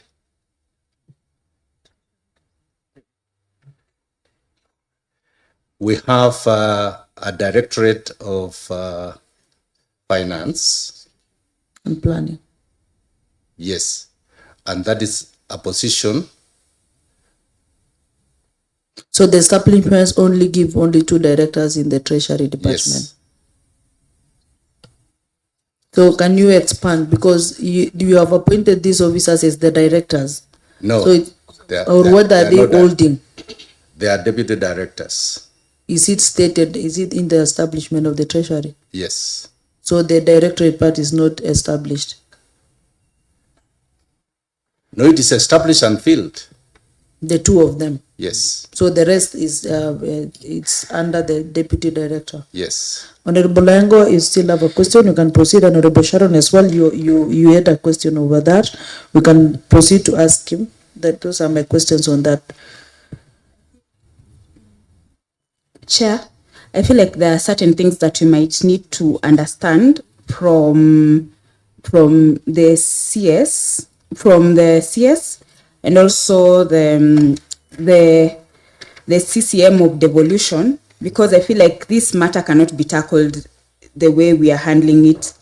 And if we can get another chance to come and proceed with these questions so that we can sort out this issue, if we get another chance, when the CS will be coming, we can have the board coming so that we can handle this issue.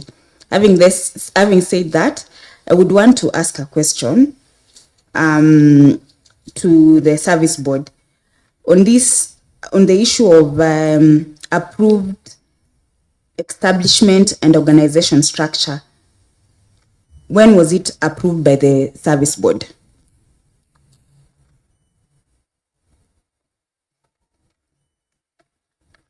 Give me a moment, I make reference, Chair.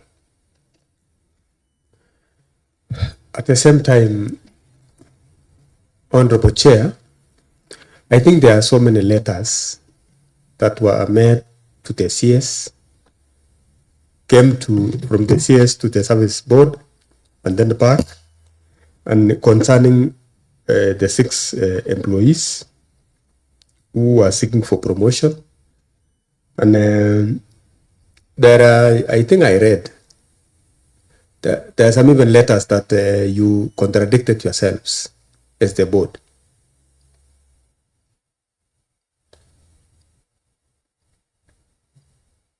That? Yes. What is the contradiction? The contradiction, I can say it is, at first you had requested them for departmental something, that indeed they have finance for such promotions. And you had agreed that you can do the internal adverts for them, and then they succeeded. But nonetheless, Chairman, Board, some of the things that during these fact-finding missions is this issue of the 6 deputy directors, we've done promotions. You've done promotions previously, even on people who have on the same guard as job group R, and they've been promoted to the next job group. So, and from 2013 to date, you've done promotions of such. And such staff, you're aware about this thing. Don't even put the, don't let us not go around about the, you know what is happening in between you people. But I would really like it that you take it positively, this issue, and you're the employing agent. Let's treat them like any other employee. They've been here since 2013. I would really love that the way we've sat here and we've agreed on issues, because this issue is on our table. By the time they make an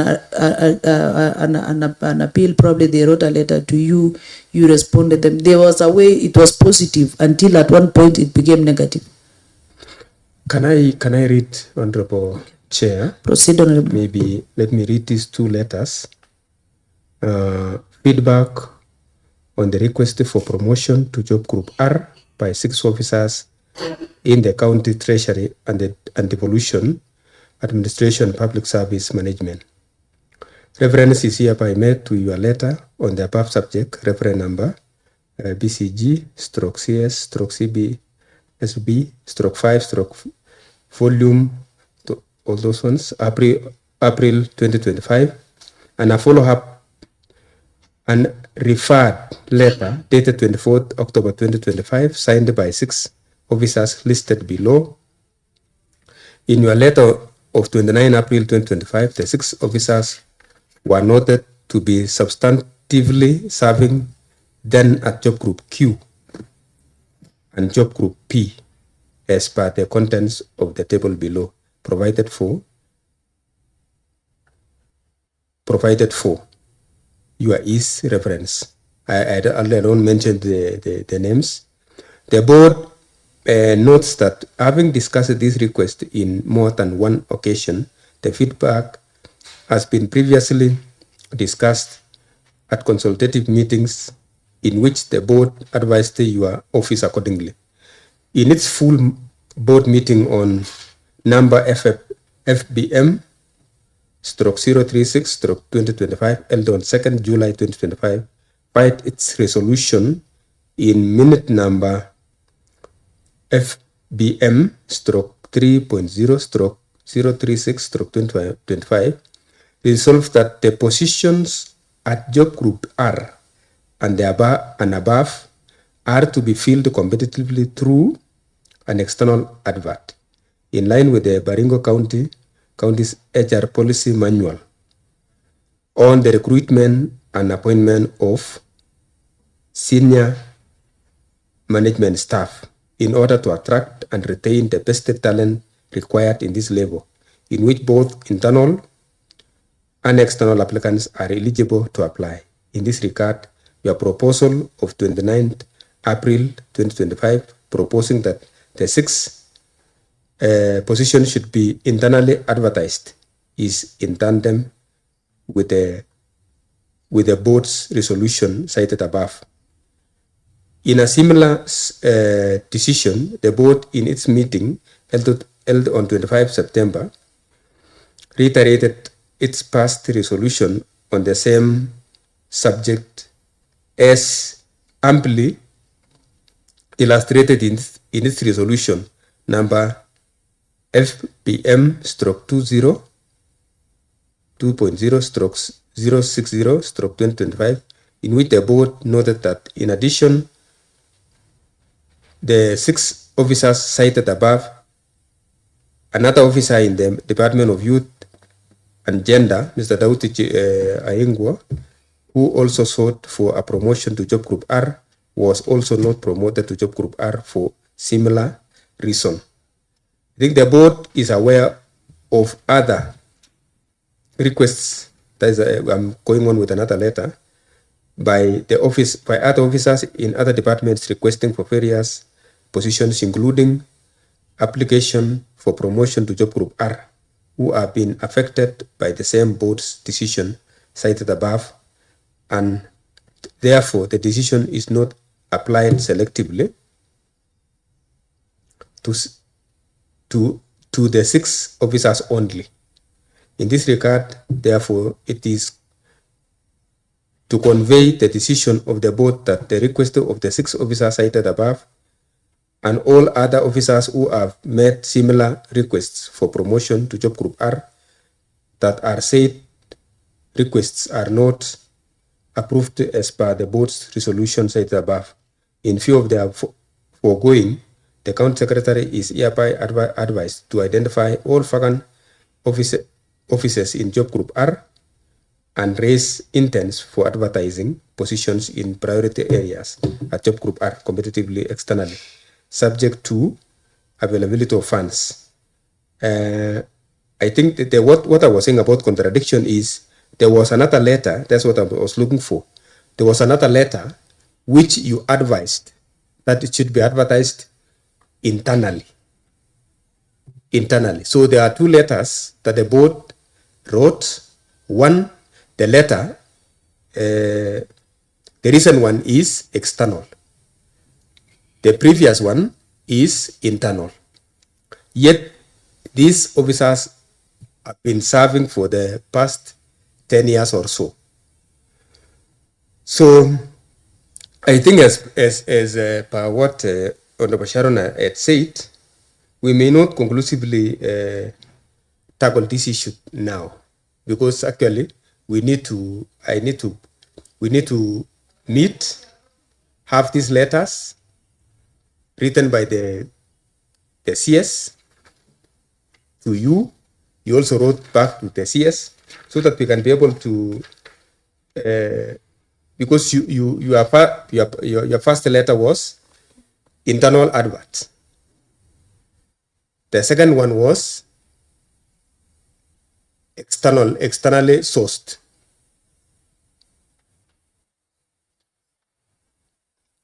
And there was even a letter that you asked whether there is funds available for the same promotion.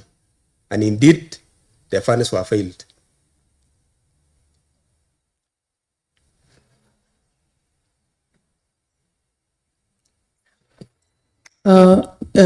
Honorable Layango, they are following it up. If you're done, you reading your letters, you proceed. And I only see that we need some time with the CS so that we can be able to actually go through these letters and we see who is the stumbling block. Yes, who is the stumbling block on promotion of these officers. Because we have... what I can say, are you honoring the letters that they are being read? Are they from your desk? Chair, that letter he has read is indeed from our desk, but I would like to correct one error he mentioned. He read in paragraph, I think in paragraph 4,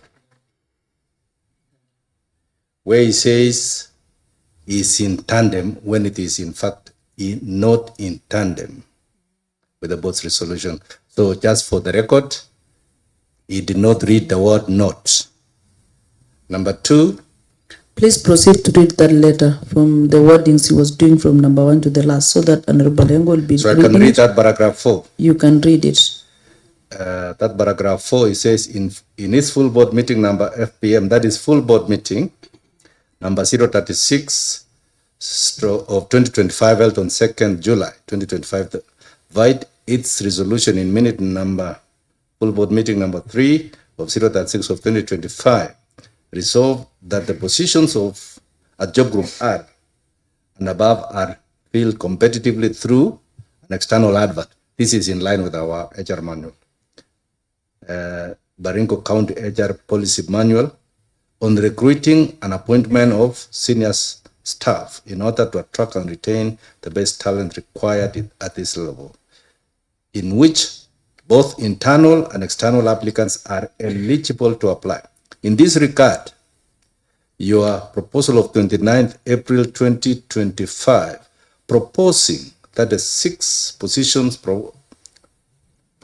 should be internally advertised, is not in tandem. That is the emphasis. It's not in tandem with the board's resolution cited above. That's the correction we're seeking to make. Number 2, Chair, Honorable Aengwa made reference to a previous letter which is not produced or is not in record that we actually wrote. For sure, yes, what we can agree all of us is what Honorable Ayangwa indeed is part of the letters, you can honor them. So I can differ. This letter. The letters he was reading, you said This you letter. agree on some letters. This letter. The only yes. part is maybe you are punching, maybe not, or sure, such things. What I can rule, Honorable Ayangwa, as you said earlier, that we really need an engagement with the CS and the board and the committee, so that we are able to see exactly where the issue is and we come to a conclusion, so that we are an oversight team and you are the employing agency, and you have what it takes to be. So probably we can discuss this again, probably into a conclusion of our report, so that when we'll be doing our report, we will have something to say about that. So I'm ruling it, Honorable Ayangwa, that during the session of the CS, probably we'll have that engagement. And also the agent manual. Do you have it? CS Kibi? Yes, we do have. We can provide a soft copy. Please do, during the session that we'll be having, look at those questions, all of them. I'll give you the questions that is coming on our table. Which Honorable Ayangwa, you have them, that the document that you are going through, we will give you, so that when we meet in our next engagement, we are able to come to a conclusion of that matter. We can move to the next question if you conclude, Honorable Ayangwa.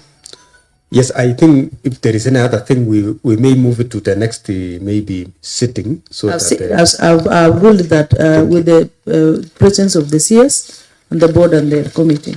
Maybe my colleague can proceed. Mine, I'll go directly to the HR. And please, CS Kibi, there was a document that you are reading to us, you're perusing through. You need to table it so that I don't forget about that document. You didn't table. And Honorable Sharon, proceed. Mine was... Yes. Sorry. Yes, right now? Please do. There's this issue of recommendation number 20, that the County Public Service Board should institute administrative disciplinary action against those culpable of malpractices such as sneaking of employees to payroll without following due process.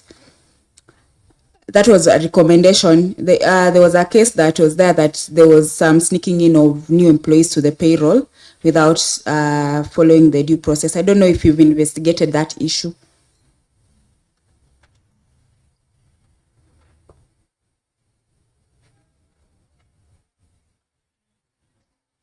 Or rather, is there a case like that you are aware of? 20. Yeah. Number 20. Number 20 from the recommendations. Yes, Chair. Yes, proceed. Yes, we did an investigation and advised the CS on 14th August to identify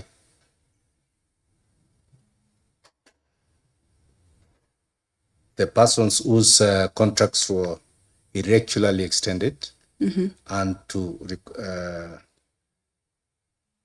take action because those contracts were self-executing and they should have ended when their contracts ended. Has that been done? Yes, it has been done. So there is an action that was taken by the CS? Yes, the CS should be able to report. Oh, so you're not privy of any information. You're not privy of any information in regards to whether that the actions taken against those the culpable staff. Not yet. Our advisory is for the CS to identify the persons culpable for extending such contracts. And are you aware that we mentioned those names here? In the last sitting? Yes, CS Kibi.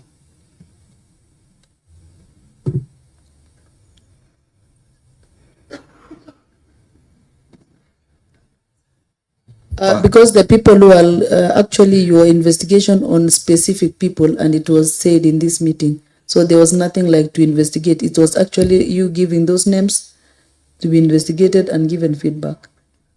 You're not actually going to look for people who've done, we gave some names.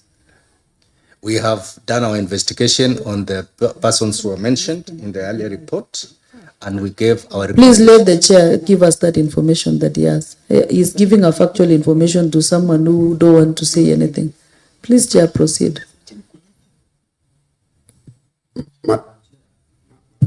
Chair, I would not give a different answer from what our CEO is saying, but maybe I can only say that we have done our investigations, and we did a thorough investigation. And I think we found what we were looking for, and we have done our bit about it. And it is a thorough. And I think... so probably I can rule it that maybe during our next engagement... because of the protection of the culprits. Don't mention names. But I can assure you, what we did was thorough. Okay. What I can rule, because I can see we'll still have a session probably with the CS or the chair, with the CS, we will have a conclusive of that that matter. We shall give you a copy of this, what we have. Okay. So I'm still waiting for tabling of the document. I was asking CS Kibi, and there's something also I want to table to you, so that honorable members, please proceed to the next questions. I'll proceed to the next question, and this is to the HR on the issue of your valid practicing certificate. The last time you were here, you didn't have your practicing certificate, and you had requested for 1 month. I hope you have it now. Please confirm that you have your certificate.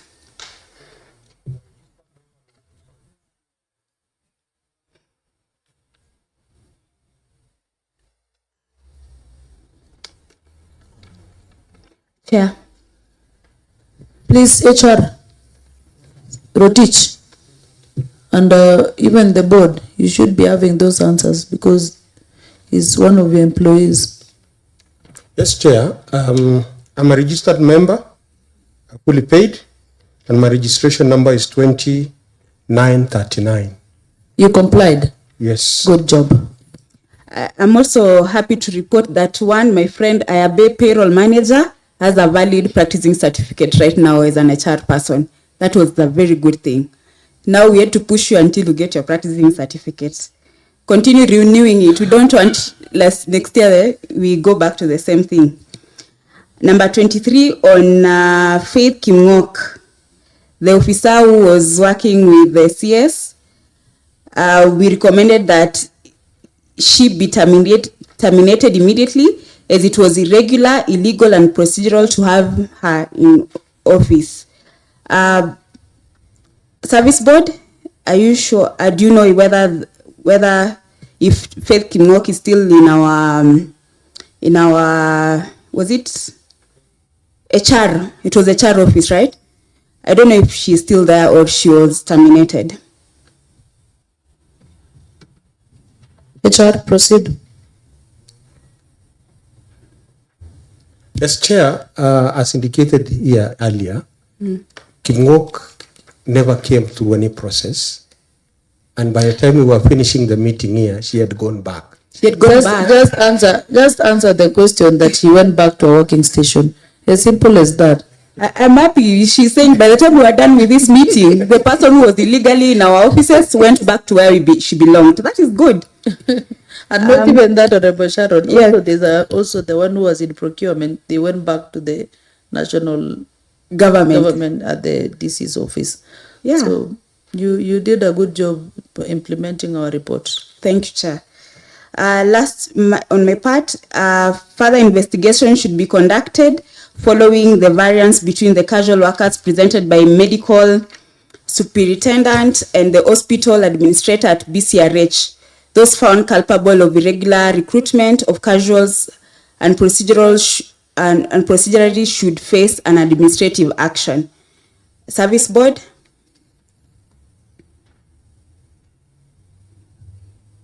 CS, proceed.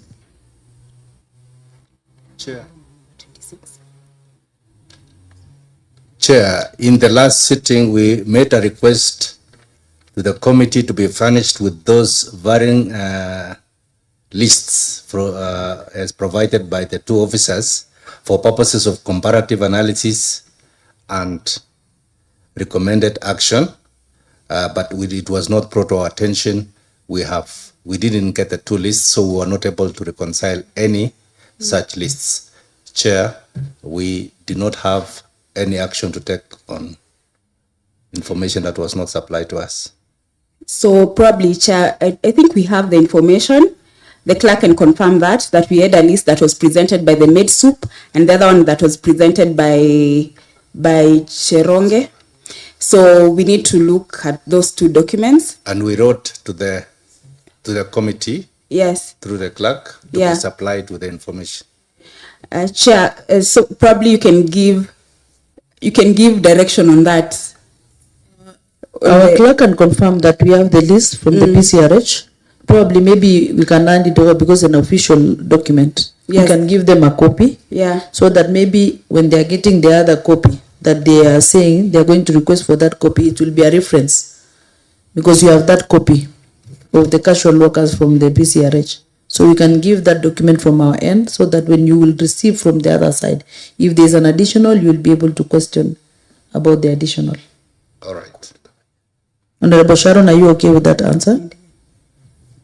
I'm okay with that answer, only that they need to give a time frame so that we a time frame. Commitment. They had said before December, for their ruling, 1st December, that they will ensure that they will have the list from the hospital. Okay. And they will action on it. So we will give you this document from the committee so that it will be a reference because it's an official document. Thank you. Proceed the next question. Number 27, that legal action should be taken against the County Secretary Chirac, Chairman, for irregular dismissal of staff.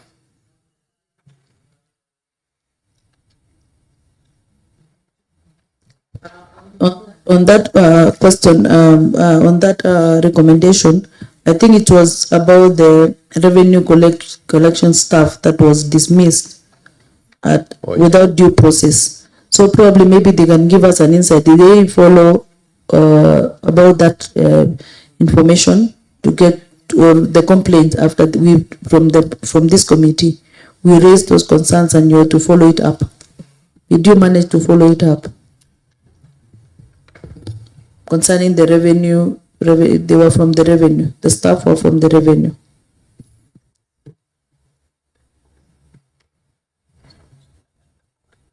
Is this in relation to the Lake Bogoria revenue staff? No. It's Lake Bogoria. There were some from Lake Bogoria, some from Mogotio, some from Tiati. Then we can confirm to the committee that some cases have been brought to our attention and it is going through the... and also one from the ECD. Yes, it's going through the disciplinary process to confirm. So you will confirm to this committee again? Yes, we'll confirm. How long? So...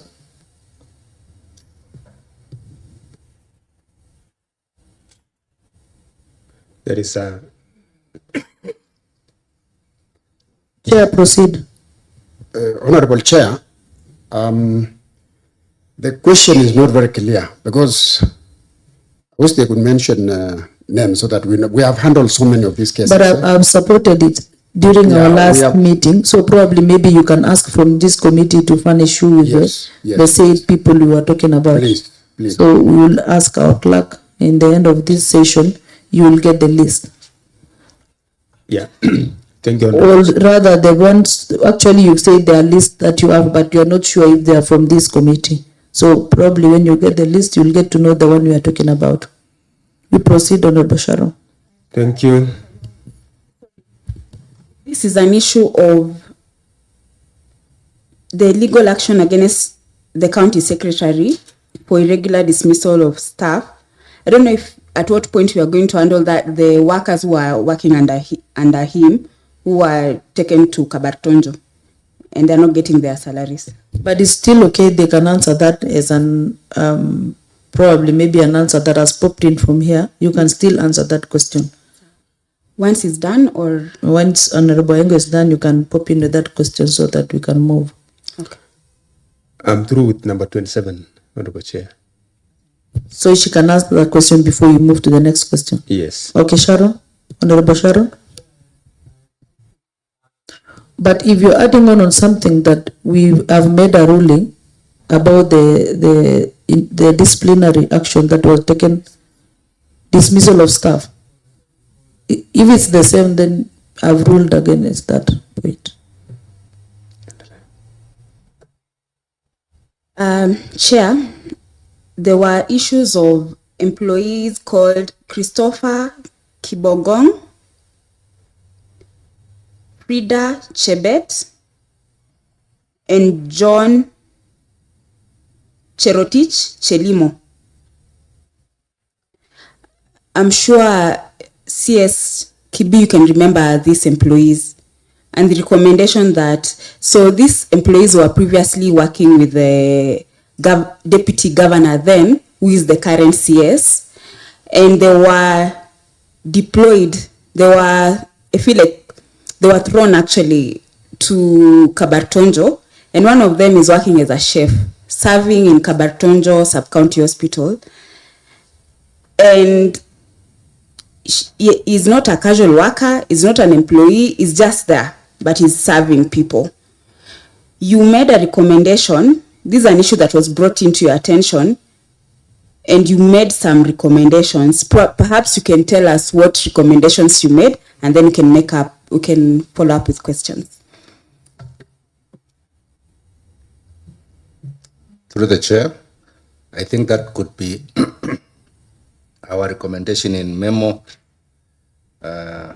written to the CS on the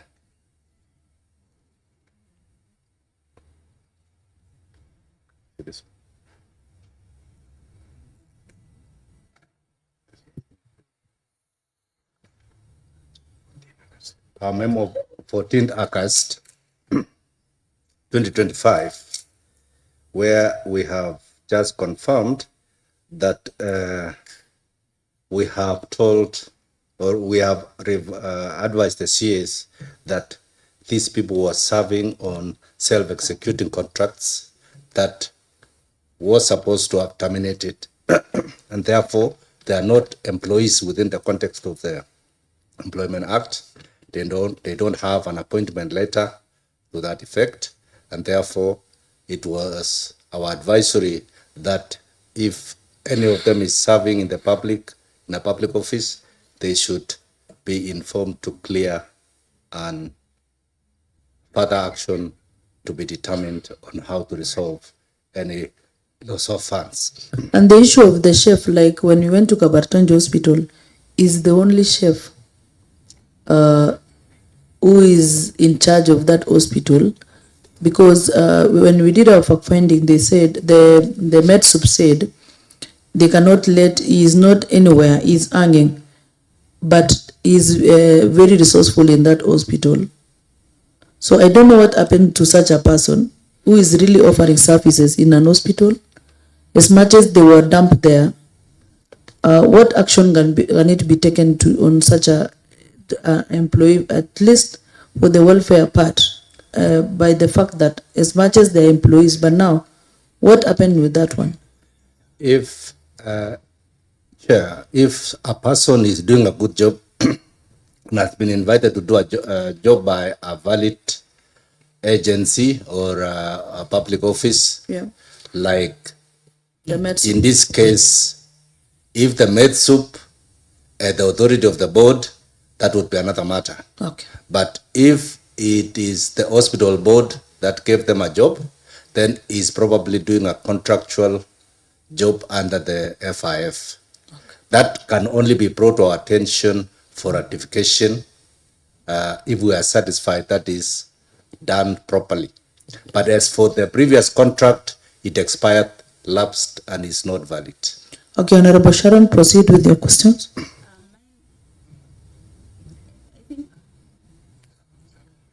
I think legally, These people, while their contract came to an end, they've continued and they are still continuing to offer services.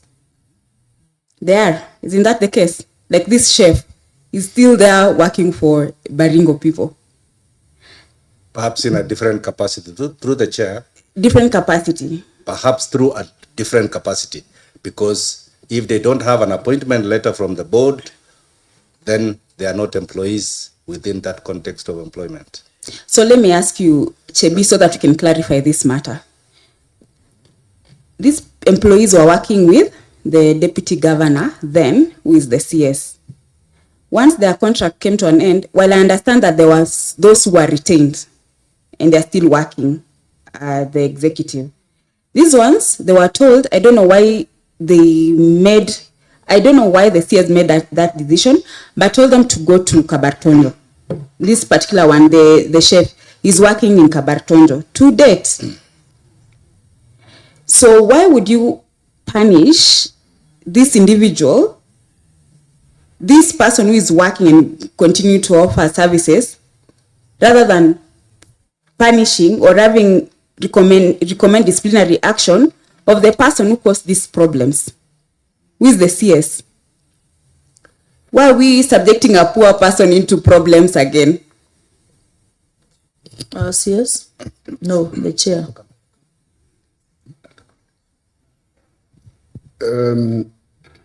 Madam Chair, as much as we would want to protect illegalities, I think we need to go back and look at how they were onboarded. I told you previously.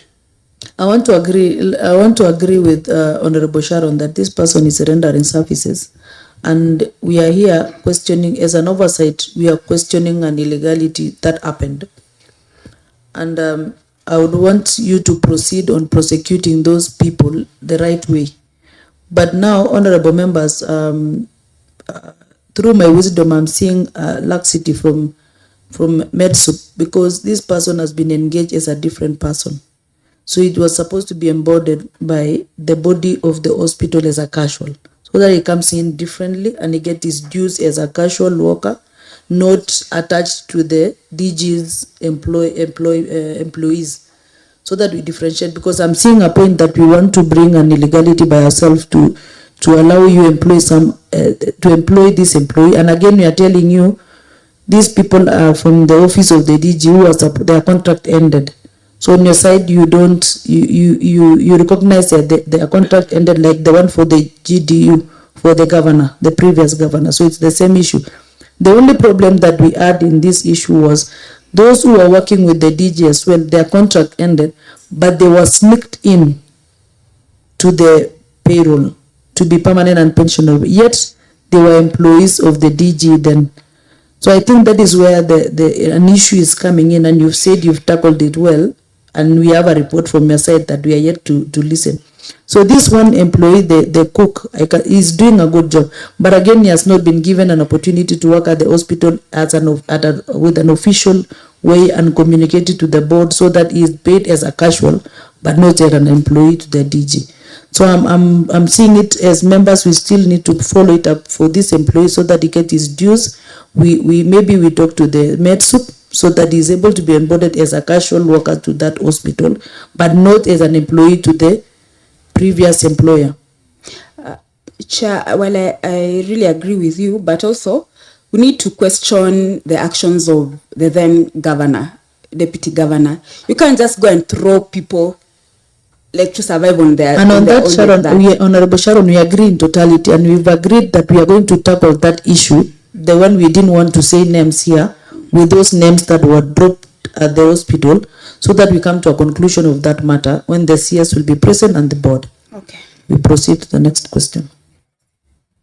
The next question was that legal action should be instituted against the county secretary who discriminatorily extended contracts and converting employment terms of the employees who are working under the office while was the deputy governor. This is the same thing. We refer to the next session, the next governor, question. That is governor and the MCAs. Okay, so we go to the next question. 29, that's failure by the county secretary to authenticate the actual number of, that is the same thing. I think the same thing to number 30. We go to number 31. And I'll leave Engwa to proceed. Okay, thank you, Ms. 31. Honorable Ayengo, proceed. Regarding the transfer of employees, transfer allowances should be paid. These employees for transfer to a station more than 40 kilometers, and those who had been paid previously should be paid. Who had not been paid, sorry. Who had not been paid previously should be paid. Now, I think we tackled it yesterday, Honorable Chair.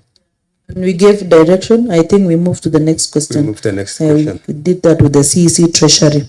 Okay. That the employment of hospital administrators should be sourced competitively to ensure those brought on board have knowledge of hospital management.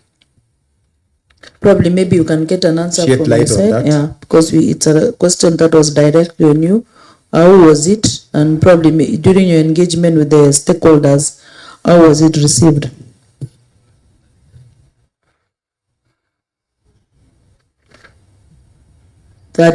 Question 32 and question 33, because I can see they are all from the same, it is the same question. So you answer 32 and 33.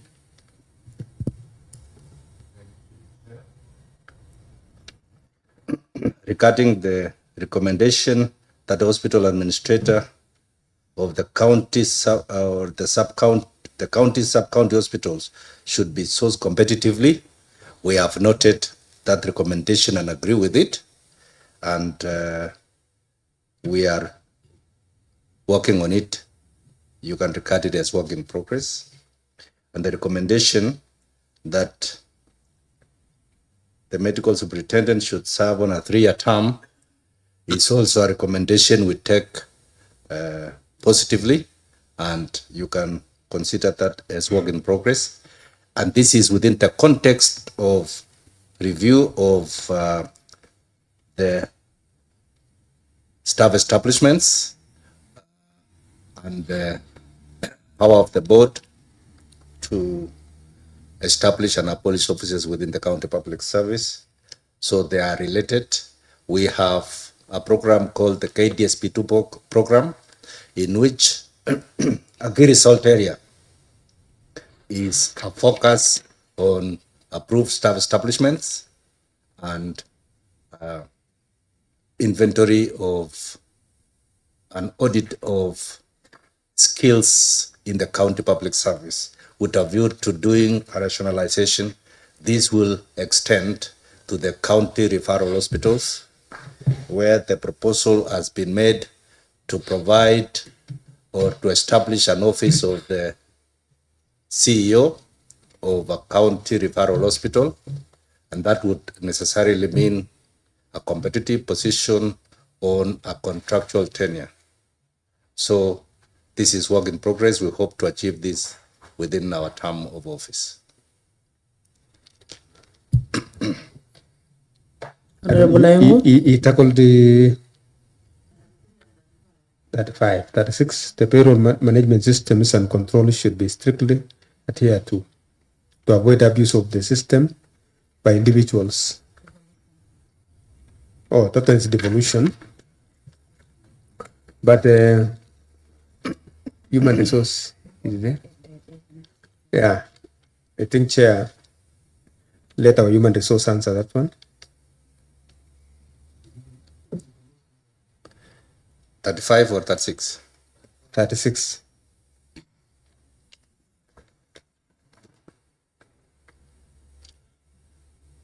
On payroll management systems. Proceed. I think, Chair, is it being pointed out that we answer 35 on the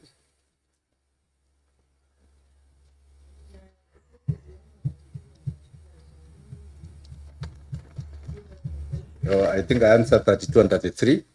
So 35 on the recommendation that the payroll manager should have a competent assistant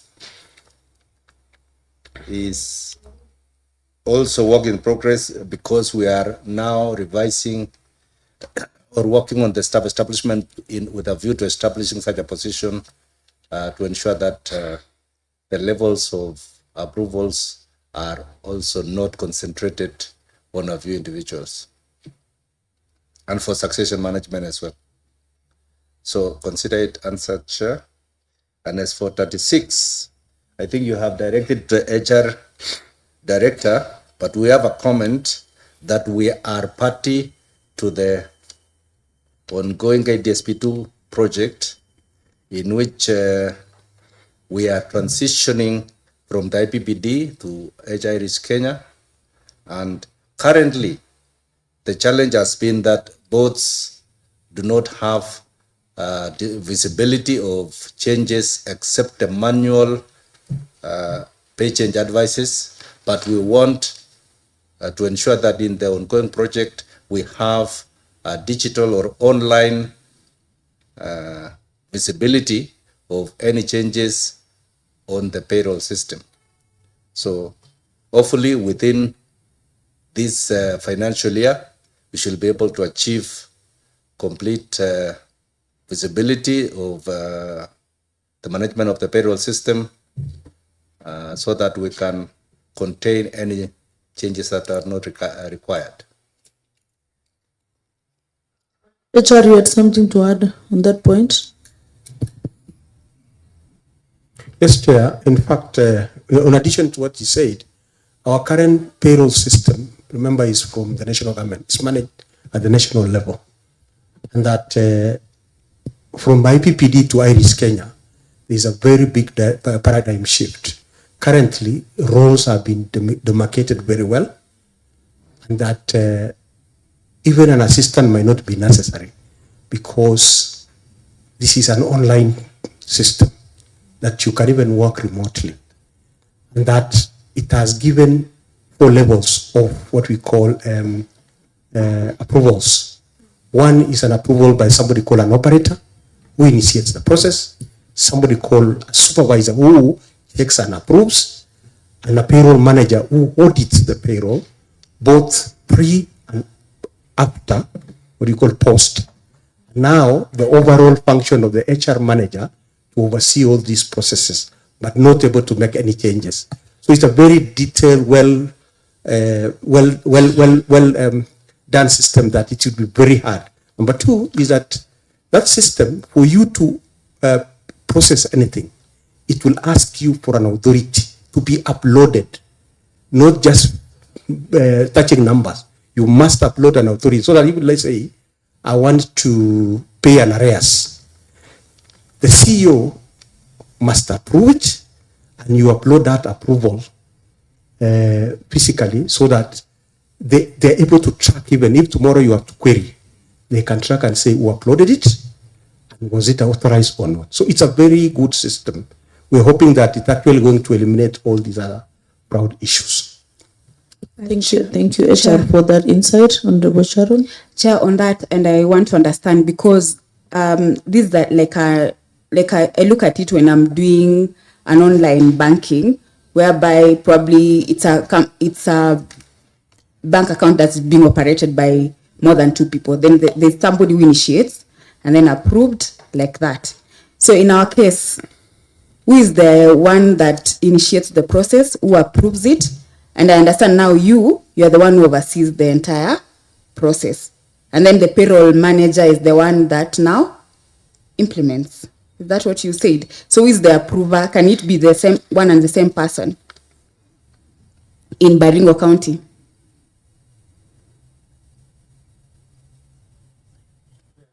Chair. HR, you proceed. You keep on keeping the mic to Sharon, Honorable Sharon, then the HR, because they're having a... Chair, this system, as what we have done, like for us, is that there are 2 officers we have appointed who are called the operators. Okay. Their passwords are there to their own, such that when they initiate a process, if I want to check who initiated the process, I can know the person by name and their designation. Okay. Then there is somebody called a supervisor. We have 2 officers, and we are paired so that one approves and the other one initiates and the other one as an operator. Then the work of the payroll manager is to approve any arrears, okay, and audit the system. Now, the HR manager, the manager now oversees all these processes. Okay. On top of that, Chair, maybe I never added it, is that this system now is being integrated to even, we will be using it to pay salaries directly to the bank. Okay. And all that party deductions will no longer be paid by the county. It will be when we close the payroll, they can see it in Nairobi, and they know, let's say staff A, what is their salary, they can wire it. And number two, if it's SHA will no longer be coming here. They will wire it straight. So what we only do is upload the data into the system, and it meets the data in terms of the payment and your details meets, and it is integrated. Oh, thank you. So on SHA, now, so you're saying once it's deducted, yes, it's remitted directly to SHA. So there'll be no that like two-step process, deduction, and then remittance. It is going to be deducted so that the payroll for SHA, for Baringo, is consolidated and it is paid to SHA, the whole directly for all of staff. Now, what we do here is that we upload the data of the staff, those who we have deducted, to the what you call SHA platform. Then SHA will just integrate it and now align it to individuals.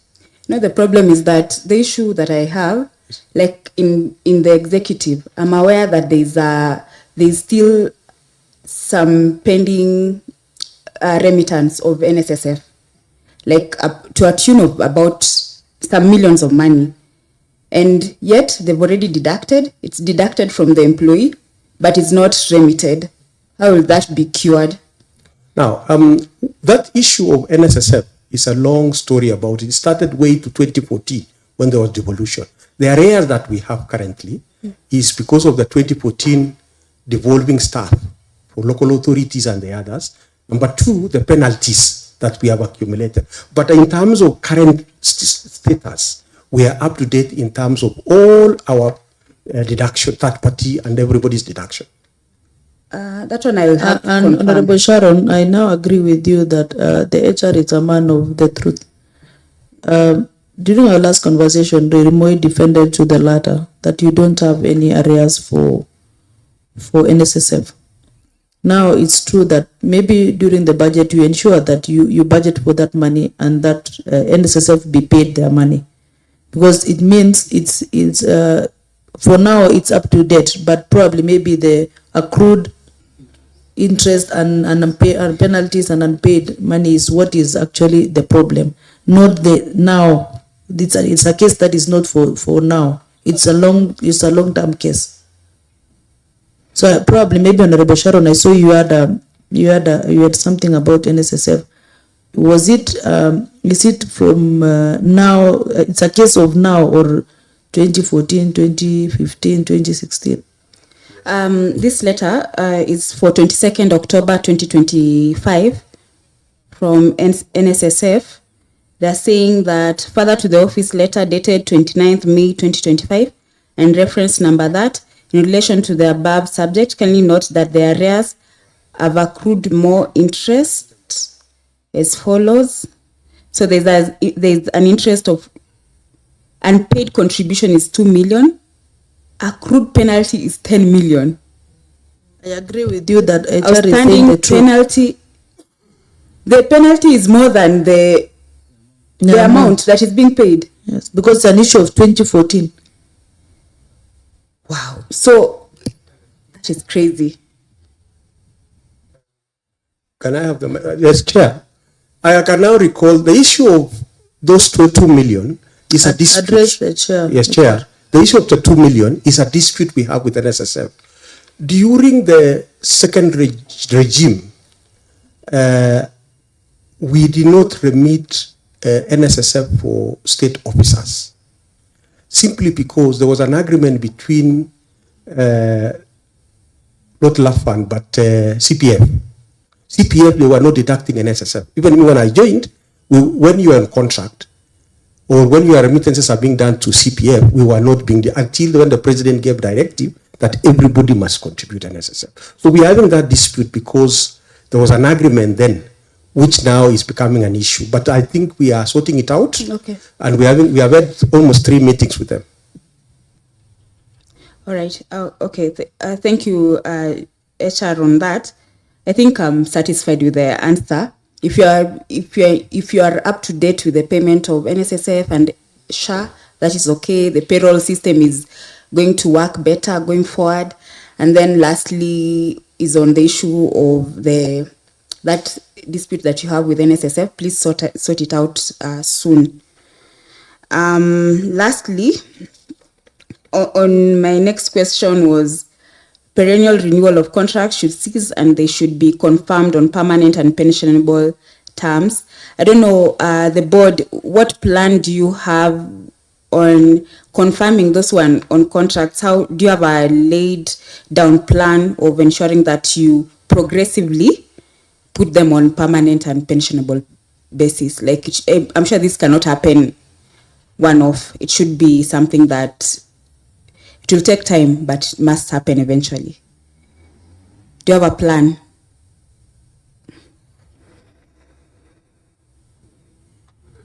Yes.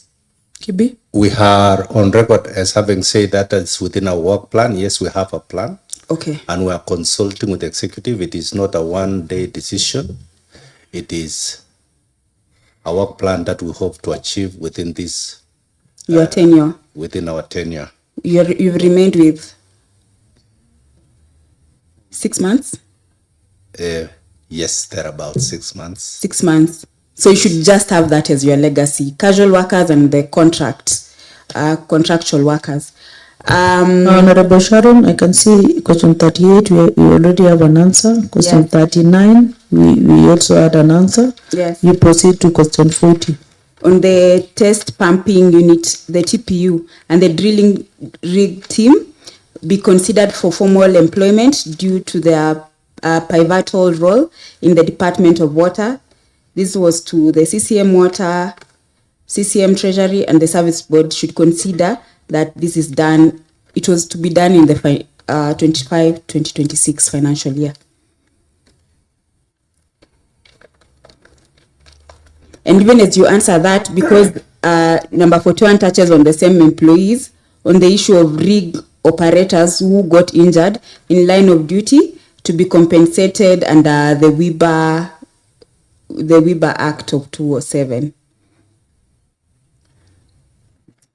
Those are actually the last two questions. And then I'll add one more. Probably we have an answer from the CCM water. And they gave us a way forward that they already initiated the process and they didn't go through to 2025-2026, but probably maybe in this new budget, they're having something that they've put for these employees.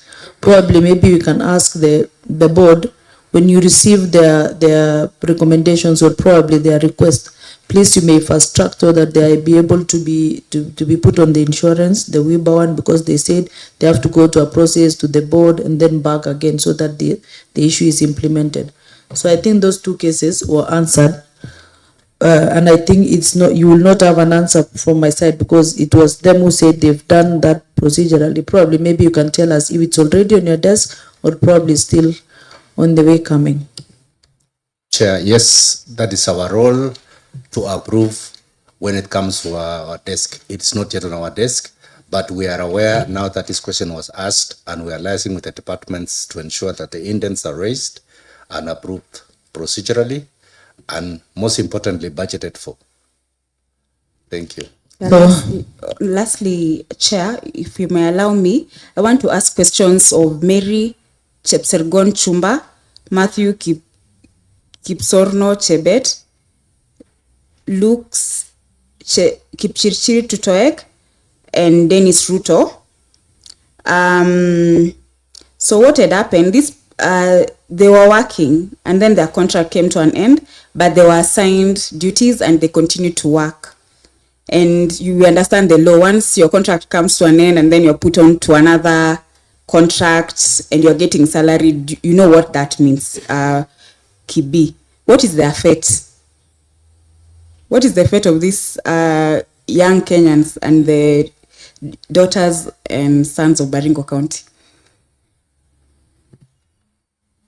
Chair, Proceed, CS. I think as previously answered, contracts once expired are self-executing and they can seek to work in the county in another capacity. So if any one of them has been assigned any duties, perhaps it is just to come to our attention that they have made a request to that effect, but we have not reappointed them in another capacity. But perhaps some of them are working on the instructions of officers who knows how they are compensating them at the moment. So, members, I think Sorry, this is an issue. You remember, Chair, the contract lapsed on 31st of October 2024. And then there were,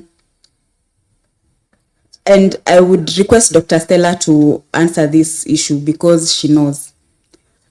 The officers were assigned duties up to date. And then additionally, the officers applied for renewal of their contract and it was copied to the service board and then through the CS and copied to the governor. Charles Kipkule, who was then the chief officer of devolution, requested for their renewal through the CS a month before the end of their contract. All these things were done after appraisals were done and communication done to Director Mr. Tube. So you see, there was an history. There's something. They have a legitimate expectation. They have a legitimate expectation for getting their contract renewed. Probably you can answer that. If it's something that you need more time so that we can tackle the next time you're coming here, please let us know. CS Kibi. They raised a request for an additional 7 months so that they can wind up instructions to these officers and pay them their arrears. That is something that the board became aware long after the contracts expired. So it's not true that those requests came on time. They didn't come on time. And the board is considering that aspect of approving the request for the 7 months so that they can conclude the work they were assigned. Honorable Sharon. The chair, when are you going to do this? Because this is a matter that has been pending for a very long time. And he had requested Stella to answer that question. So and probably you'd agreed to pay 8 months, and up to now you've not made any payment. Kibi, now that they've lost employment, you can't compensate them for the work that they did in 8 months. Like immediately, because you know they did the work. Yes. I think we have already answered that question, that we have considered that request. You've considered? Yes. They're waiting for their report so that they can implement. I think you can give us more time so that in case there is more. More time? Yes, that is already. How long? That's already considered. And I'm wondering why you are putting this on the spot, yet we have already done that You've request. done one thing. It's one thing to consider, is another thing to action. Kibi, we've given you leeway, all casual workers, until 31st of October. Anything else under progress. This one, just give us time.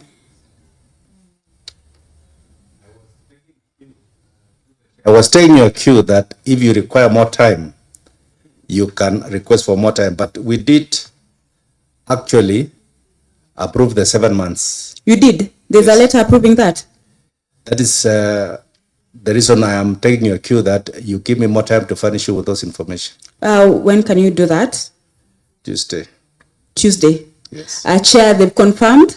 Chair, they've confirmed that they've already done the approval and they are going to furnish us the letter on Tuesday. So we want to know where the problem lies.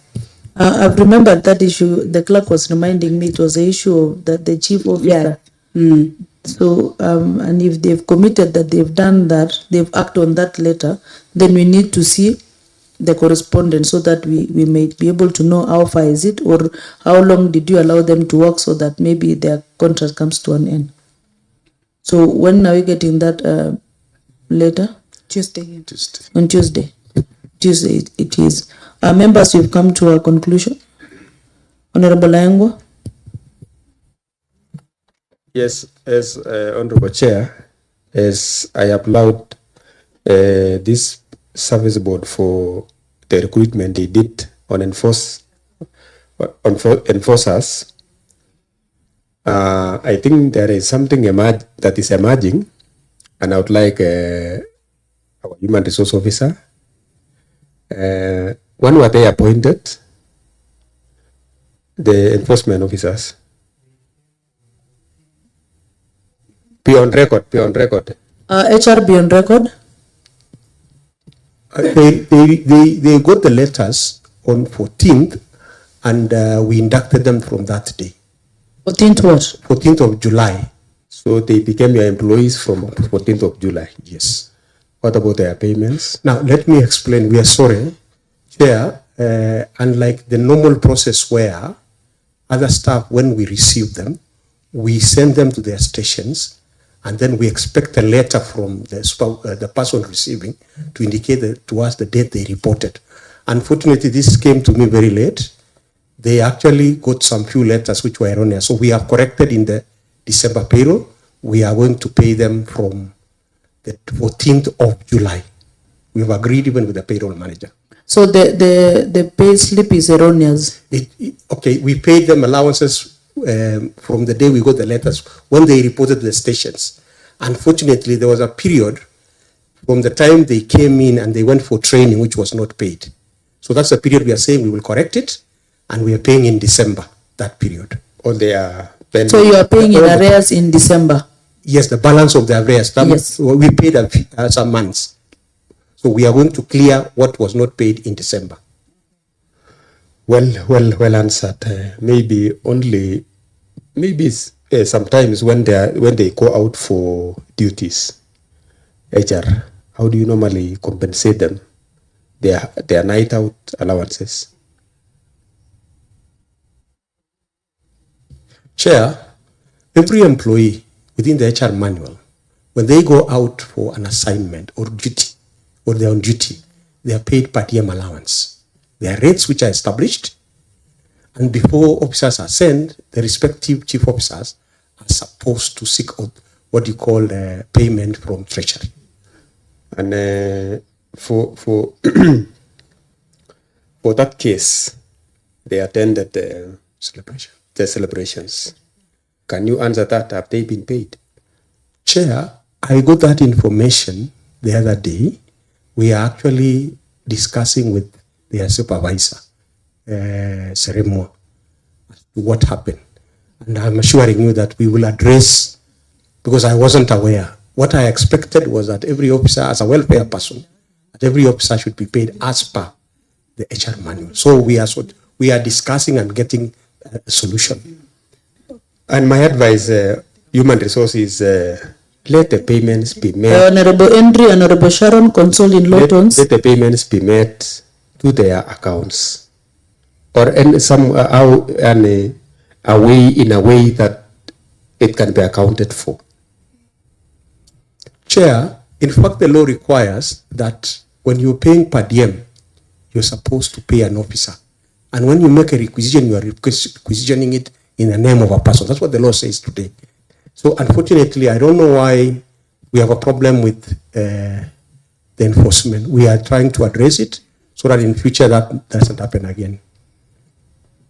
Okay, because we don't want to start another. I thought these new officers could begin with a new slate so that we move on smoothly and we corrected the past mistakes. So let's not also create more other mistakes as we employ the new officers. Make a comment to that so that you make a conclusion, Honorable Sharon. As I make my conclusion, there's no name that we mentioned for nothing. That is what I want to say. There's no name that we said, oh, there's no personal vendetta. Clearly, you can see, I don't want to mention the name because I'll get the calls, I'll be intimidated, I'll be called names. These people that we are calling them and calling out their names, they are making mistakes. And there's nothing that I'll gain if I call you out for no reason. I'm calling them out because they're making mistakes. And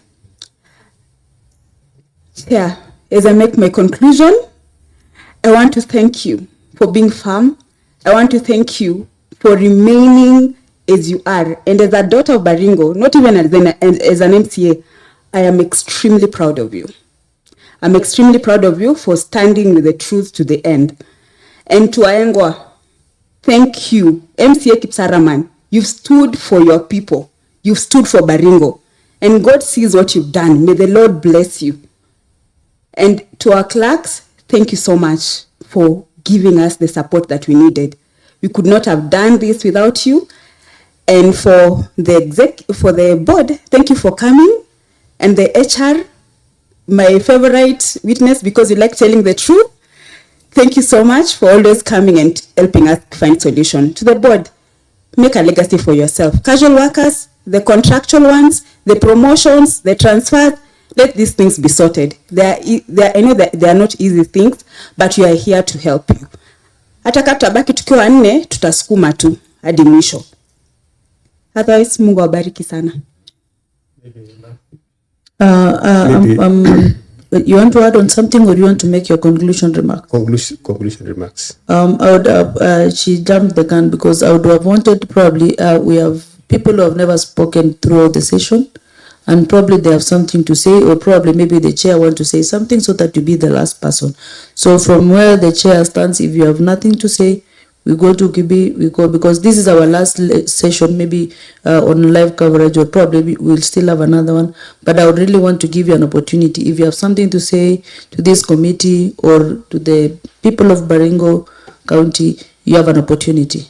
Proceed from the chair as we move this way. Honorable Chair, just want to echo what Honorable Sharon has said, that I wish to thank you very much for the balance undertaking in which you have chaired this session. What we are discussing is for the good of the people of Baringo, whom we serve. They are our clients and we are their servants. I also want to thank you because today I want to say that the session and the atmosphere is friendly. Last time we were here, some people were emotionally and psychologically injured because the environment was extremely toxic. So thank you so much that today it's very friendly. Thank you so much. On that note, Chair, probably maybe on that point, we had just came from a very difficult fact-finding moment. Even as we came from the crowd crying here, we were so emotional. And probably maybe if we were able to make our points in a manner that made you feel like we are toxic, we didn't mean that. It was because of the things that we went to the ground and found them, and we came here when we were so emotional, and all of us came facing this committee thinking that it was because of the benefits of maybe me or my members, but it was not that. It was because of the things that we found on the ground. And today I am proud daughter of Baringo because we've at least make a step, and we've actioned on our recommendations, which means you trusted on our process. On that note, if you felt that we went wrong by asking questions, maybe in the manner that, because we were trying to ask questions and people were becoming, so we had to push you to the wall. And I like the fact that you were pushed and you answered questions and you still actioned them. Kibi, have the mic. Thank you, Chair. Yes, to the committee and the entire assembly. We are thankful that the process is now looking rational and ending on the right note. Initially, some of us felt that we were being accused without But facts. now, members of the board, I didn't give you an opportunity to throw words to this committee. right. Probably, maybe you felt, and I've said it when the chair made his comments, and We'll I make think it we should end positive. it from that. We make it not positive, but at least say something that you are not pinpointing. The chair has made it a point. He's your boss. He has said it, and I've made the Correct. point on that. So there's no need of repeating Okay. again, so that we end this issue again in another feeling right. or in another different Thank you. atmosphere. Let me go to the next audience that is probably watching us. Our employees in Baringo County Public Service, people we serve with dedication, with integrity. Sometimes some accusations come out without any facts. Some may be imposters, and in fact, in this county, just for the record, some of the information could have been based on conjecture or suppositions, because there are people who are imposters out there. Especially whenever we are in a recruitment process, there are people out there who are impersonating the board. And some of them, I am putting it on record here, like the last time, we had to provide an OB record to show that some people are impersonating members of the board, especially whenever there is a recruitment drive or whenever there is a promotion. We are telling our employees, please beware of any imposters, check the facts, do not take it as the truth without checking with the board. The board is impartial, the board is here to serve you, so we want to assure all the staff in the county public service that everybody will be treated equally and equitably. If you are a person with any disabilities, the BWDs, we have heard you. We always look out for you. We give you the pedestal of equity to ensure that so long as you have the minimum qualifications required, we will always look and ensure that you have an equitable opportunity to access to employment. All those marginalized and minority groups, we have been to Senate. We are doing our best to ensure that there is a balanced approach to all recruitments. So we are inviting members of the public to work with us to ensure that if you get to hear of somebody impersonating the board or trying to make unjust gains using maybe falsifying information, please bring it to the attention of the board. We will work with you and ensure that any culprits are apprehended. Some of us work ourselves out even to the middle of the night to ensure that we meet deadlines. For promotions, it is underway. And we have talked to the unions. We have had a meeting with several caucus of unions just last week, and we have assured all of them that there is no favorite class of public officers in the county. They shall all be treated equally, and all staff who are eligible for promotions shall be promoted. And we thank our treasury for ensuring that they have worked with us on this to ensure that there is availability of funds to ensure promotions are done. And to our teams in the county public service, our colleagues in the departments, the chief officers, let's work together on this matter to ensure that all these issues that have been probed by this committee are resolved amicably, and we have a clean slate going forward. Asante. Madam Stella, and please make it brief. Thank you, Honorable Chair. I'll make it very short. For me, I'd like to applaud the committee and the board and the executive for going through this process, and it's eventually coming out as something that will entrench good governance to this county. And we should all remember that we are serving one people. So we are one government serving one people. Thank you. Proceed. Honorable Chair, I want to take this opportunity to thank the committee. Initially, when you were summoned to this assembly, this committee, I realized that you were playing your oversight role, and in the process, you actually also we were going through some capacity building. After the first, when you appeared here first, as a board, we went back and looked at the law and every policy. We have been sharpened. Nothing can actually go through without that hawk eye of the board. So going forward, I am sure we are better equipped. And even, I know this might be the last, or even you said we might come for one, but even in future, I don't think I have experience to face any panel as a member and answer questions. Thank you very much. Ewoy, have the mic.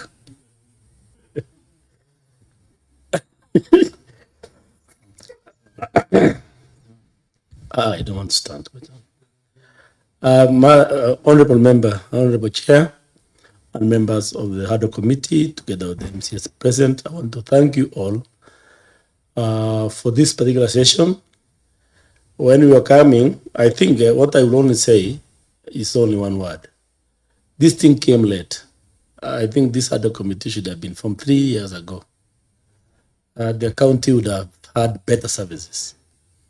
I want to thank you members, and specifically my member, Sharon. Thank you so much. You've done our county proud, together with Madam Chair. I'm happy of you people. You do not know how much you've saved this county. It only came late. But nonetheless, I think going forward, it should be on record, this answer, that you should be starting your oversight role as soon as you just come in. You are an old member in this particular assembly. You ought to have up your game and come early so that the people of Baringo get better services. This lady, the two ladies in the house has done the county a lot of proud. I'm happy for you people. Thank you and God bless you. Next, you can have the mic, but at least Ewoy, better late than never. Have the mic. Yeah, let me reply something. The earlier on there was something that came, but all, and we mentioned adversely because of what was trending and many things just happening. But that's what under the bridge. So now we are just good members. Thank you.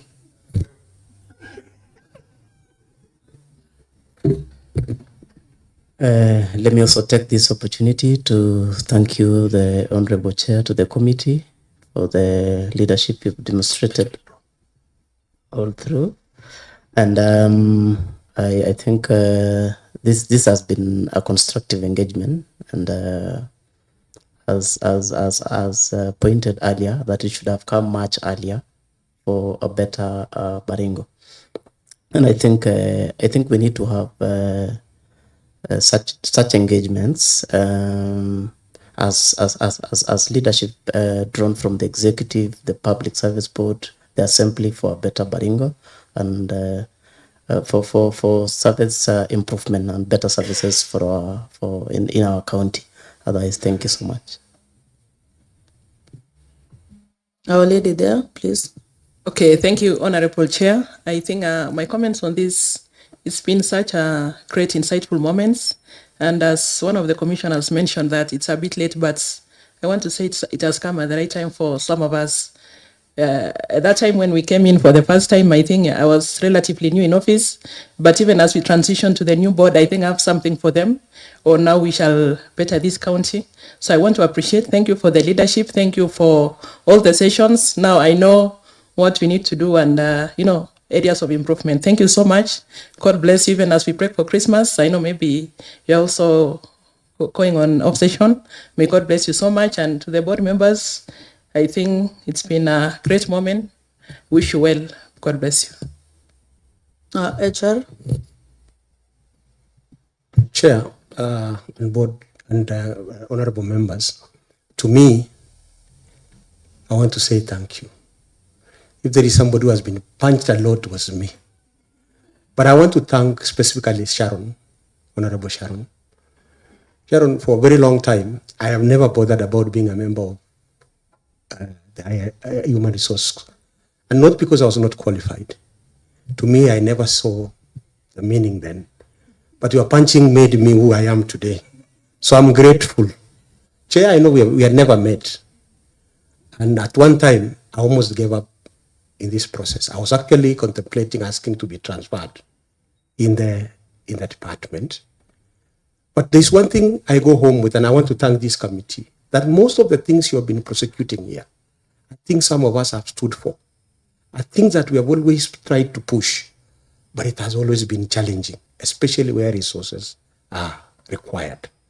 I hope some of the recommendations majority of the recommendations that we are coming up here will be implemented, because for us in HR, we carry a very big burden. The worst of all, one of the areas which I would want to request this board, as you go and as you go and settle, is we have a lot of challenges in terms of the welfare, especially on medical aspects, medical grounds, medical benefits for staff. WIBA, which we mention here, we have no money. Group life, when you die in Baringo, is like a dog who has died. Those are issues sometimes I fight so hard. I push a budget, but I don't get the money. So as you sit, look at benefits for, and especially those who we lose in service.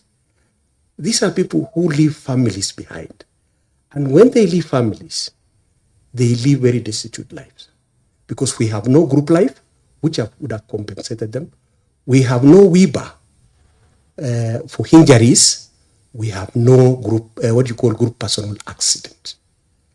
And if you look at the benefits on those benefits, they really go a long way in supporting people who pass on. So please, as you discuss budgets, remember that group of staff we lose, and remember their families. It is me today, it's another person tomorrow. Thank you so much. Thank you so much, HR. I can go back to my members. Starting from Sito, you've been generous enough to join us through and through. Please make your remarks. Thank you, Honorable Chair, and my apologies for the short time that I was not around. I had to attend to an issue. We were launching the affordable housing, so I had, being the chair, I had to be there. Allowed, honorable member. My apologies. Allow me to first congratulate the service board. I think all through, if there are people who have been genuine in their submissions, is the service board. You've always been very genuine in the response that you give, and that is one thing that I'm proud of. It is better to say the truth and go to heaven if it is there. you know, my pastor told me that one day, it is better to say the truth and go to heaven than to lie and be laughed by everybody and you regret later. Thank you very much. And I want to agree with Iwoi, if this came early, Baringo would have been a better county. But nonetheless, I agree with you, Chair, that it is better late than never. At least we have somewhere, we are heading somewhere, and we'll be there. I want to appreciate my good friend, the HR. If there is somebody who has been truthful man in the executive, leave alone you guys in the independent arm. If there is one person who has been always very sincere and would say it as it is my brother, the HR. Thank you very much. You take your flowers, HR. You will go far. The people of Baringo who have been listening to these proceedings, watching, are praying for you. do justice. Don't mind about what people will say. Just do it. And God is going to reward you for that. And to my colleagues, thank you very much. It has been a tasking responsibility. But Chair and the entire team, you've stood.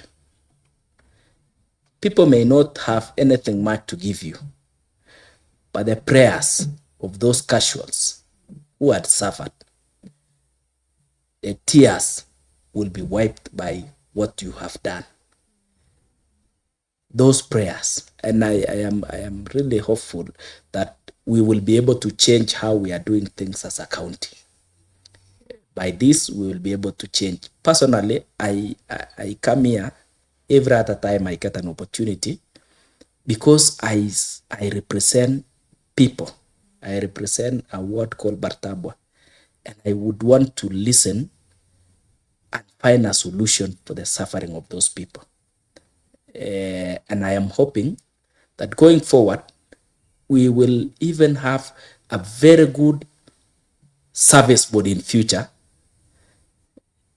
that will come and ensure that every time that there are opportunities, all the parts of Baringo are represented. And I want to applaud you for making sure during your tenure that every time you get an opportunity of hiring 30 people, they go to the 30 wards.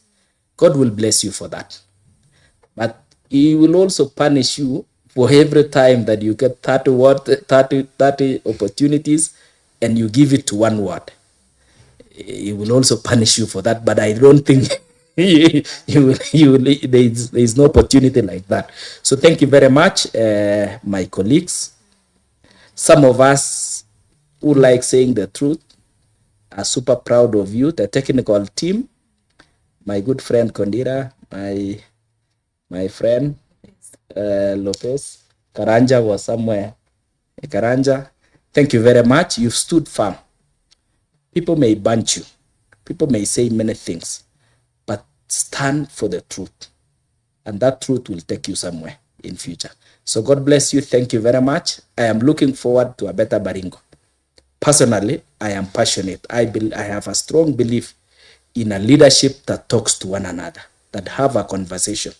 What is the best way that we can move this county together? It was my wish that at some point the governor would come and sit with us and tell us this is how we should move in this recommendation and this. But nonetheless, I know when my good brother, the HR is here, he represents the governor, and we will move Baringo to a better position. Thank you very much, Chair. God bless you. I can see Honorable Henry, and you know what will happen if you go the direction you want to go. I'm giving you an opportunity to make your remarks. Thank you, Chair. Chair, no cause for halam. Just here also to congratulate you for the good work. Chair, my concern was only that maybe your members should take caution on mentioning names of junior officers. Honorable Member, you're out of order. You are out of order, Honorable Member. Honorable Laengo, proceed to make your... Thank you, Honorable Chair. I think mine is to, first of all, wish our CS, Chepwony, quick recovery. As we've heard, he's not feeling well. Secondly, Honorable Chair, I also wanted to say that our exercise, we were not targeting anybody during our exercise. I think this house gave us an opportunity to do this work, and they elected us to do this work. We've done it, though it was not easy. I hear the board are saying it was sometimes emotional. Even us, it was also very emotional. But we have been tasked. We have been given a task to perform, and we had no choice. My friend and Roy, we had no choice. We had to face it, and I thank God up to today that nobody up to today We've done it well. I want to thank the board, and I'm happy. When we went through these recommendations, most of them had been dealt with, and I'm happy that you've done so well. What is remaining, let's pursue them to the conclusion. Honorable Chair, to the people of Baringo, I think they have been watching us do this work. I know some are happy, some may not be happy, especially, especially when it reached a point where names are mentioned the way my colleague said. And when names are mentioned, they are mentioned because you represent that particular docket. You have a responsibility to give us a feedback, or to give us a solution for that matter. So therefore, we were not targeting anybody. We were doing our duty as given by this House.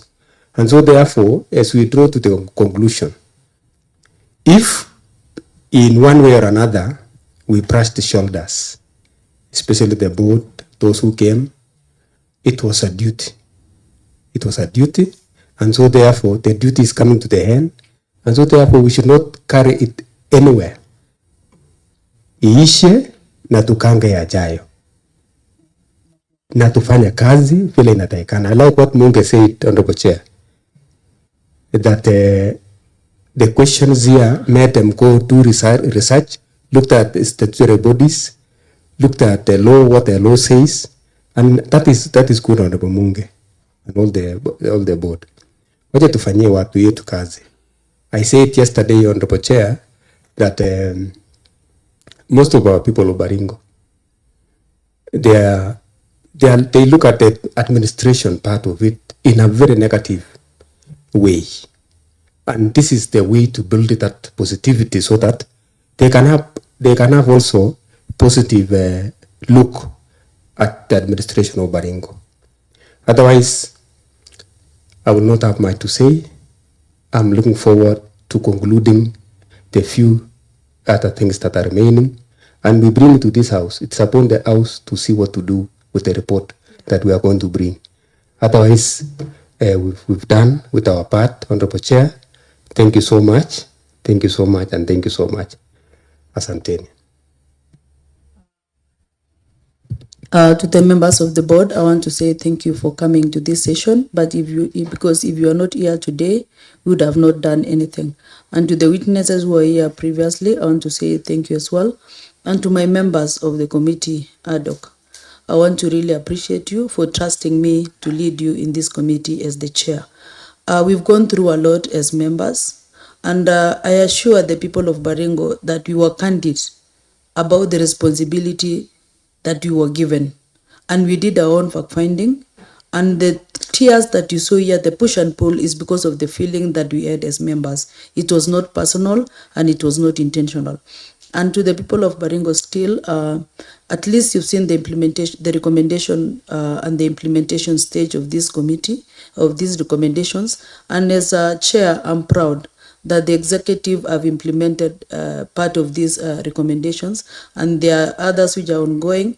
And to this level, the committee have done what it was needful, and we will still continue to engage the people of Baringo. And to my members, I'm still grateful that you trusted me to take up this mantle. It was not easy, and I will tell people, leadership is not about just standing on that period only. It's traveling the journey to the end. And it's like a soldier. You keep going, even if you remain alone, you keep going. If you die, you die. And to my members, this is what you've shown. And I'll tell the people of Baringo, there's a lot in this government. It's late, as alluded by Ewoy, but I know it's never too late because we've done a bit of this, and I'm sure it will be historical. It will be followed. in the new government that will come in, it will look at the injustices that the people are going through. And I'm sure even the members who will come to this house in the near future, they will emulate what we've done today, and the county will be better as we move forward. I'm so proud of this session. I'm so emotional about it, and I don't want to add more. But I believe that the executive will continue doing this implementation, and people will feel it. And we felt it already, even in employment sector, the agencies, they've done it. They've put the marginalized people. Every ward was represented. And I'm sure even with the little employment that they will still do, they will still implement the same way that they've done. Thank you so much, and may God bless you. You're free to go.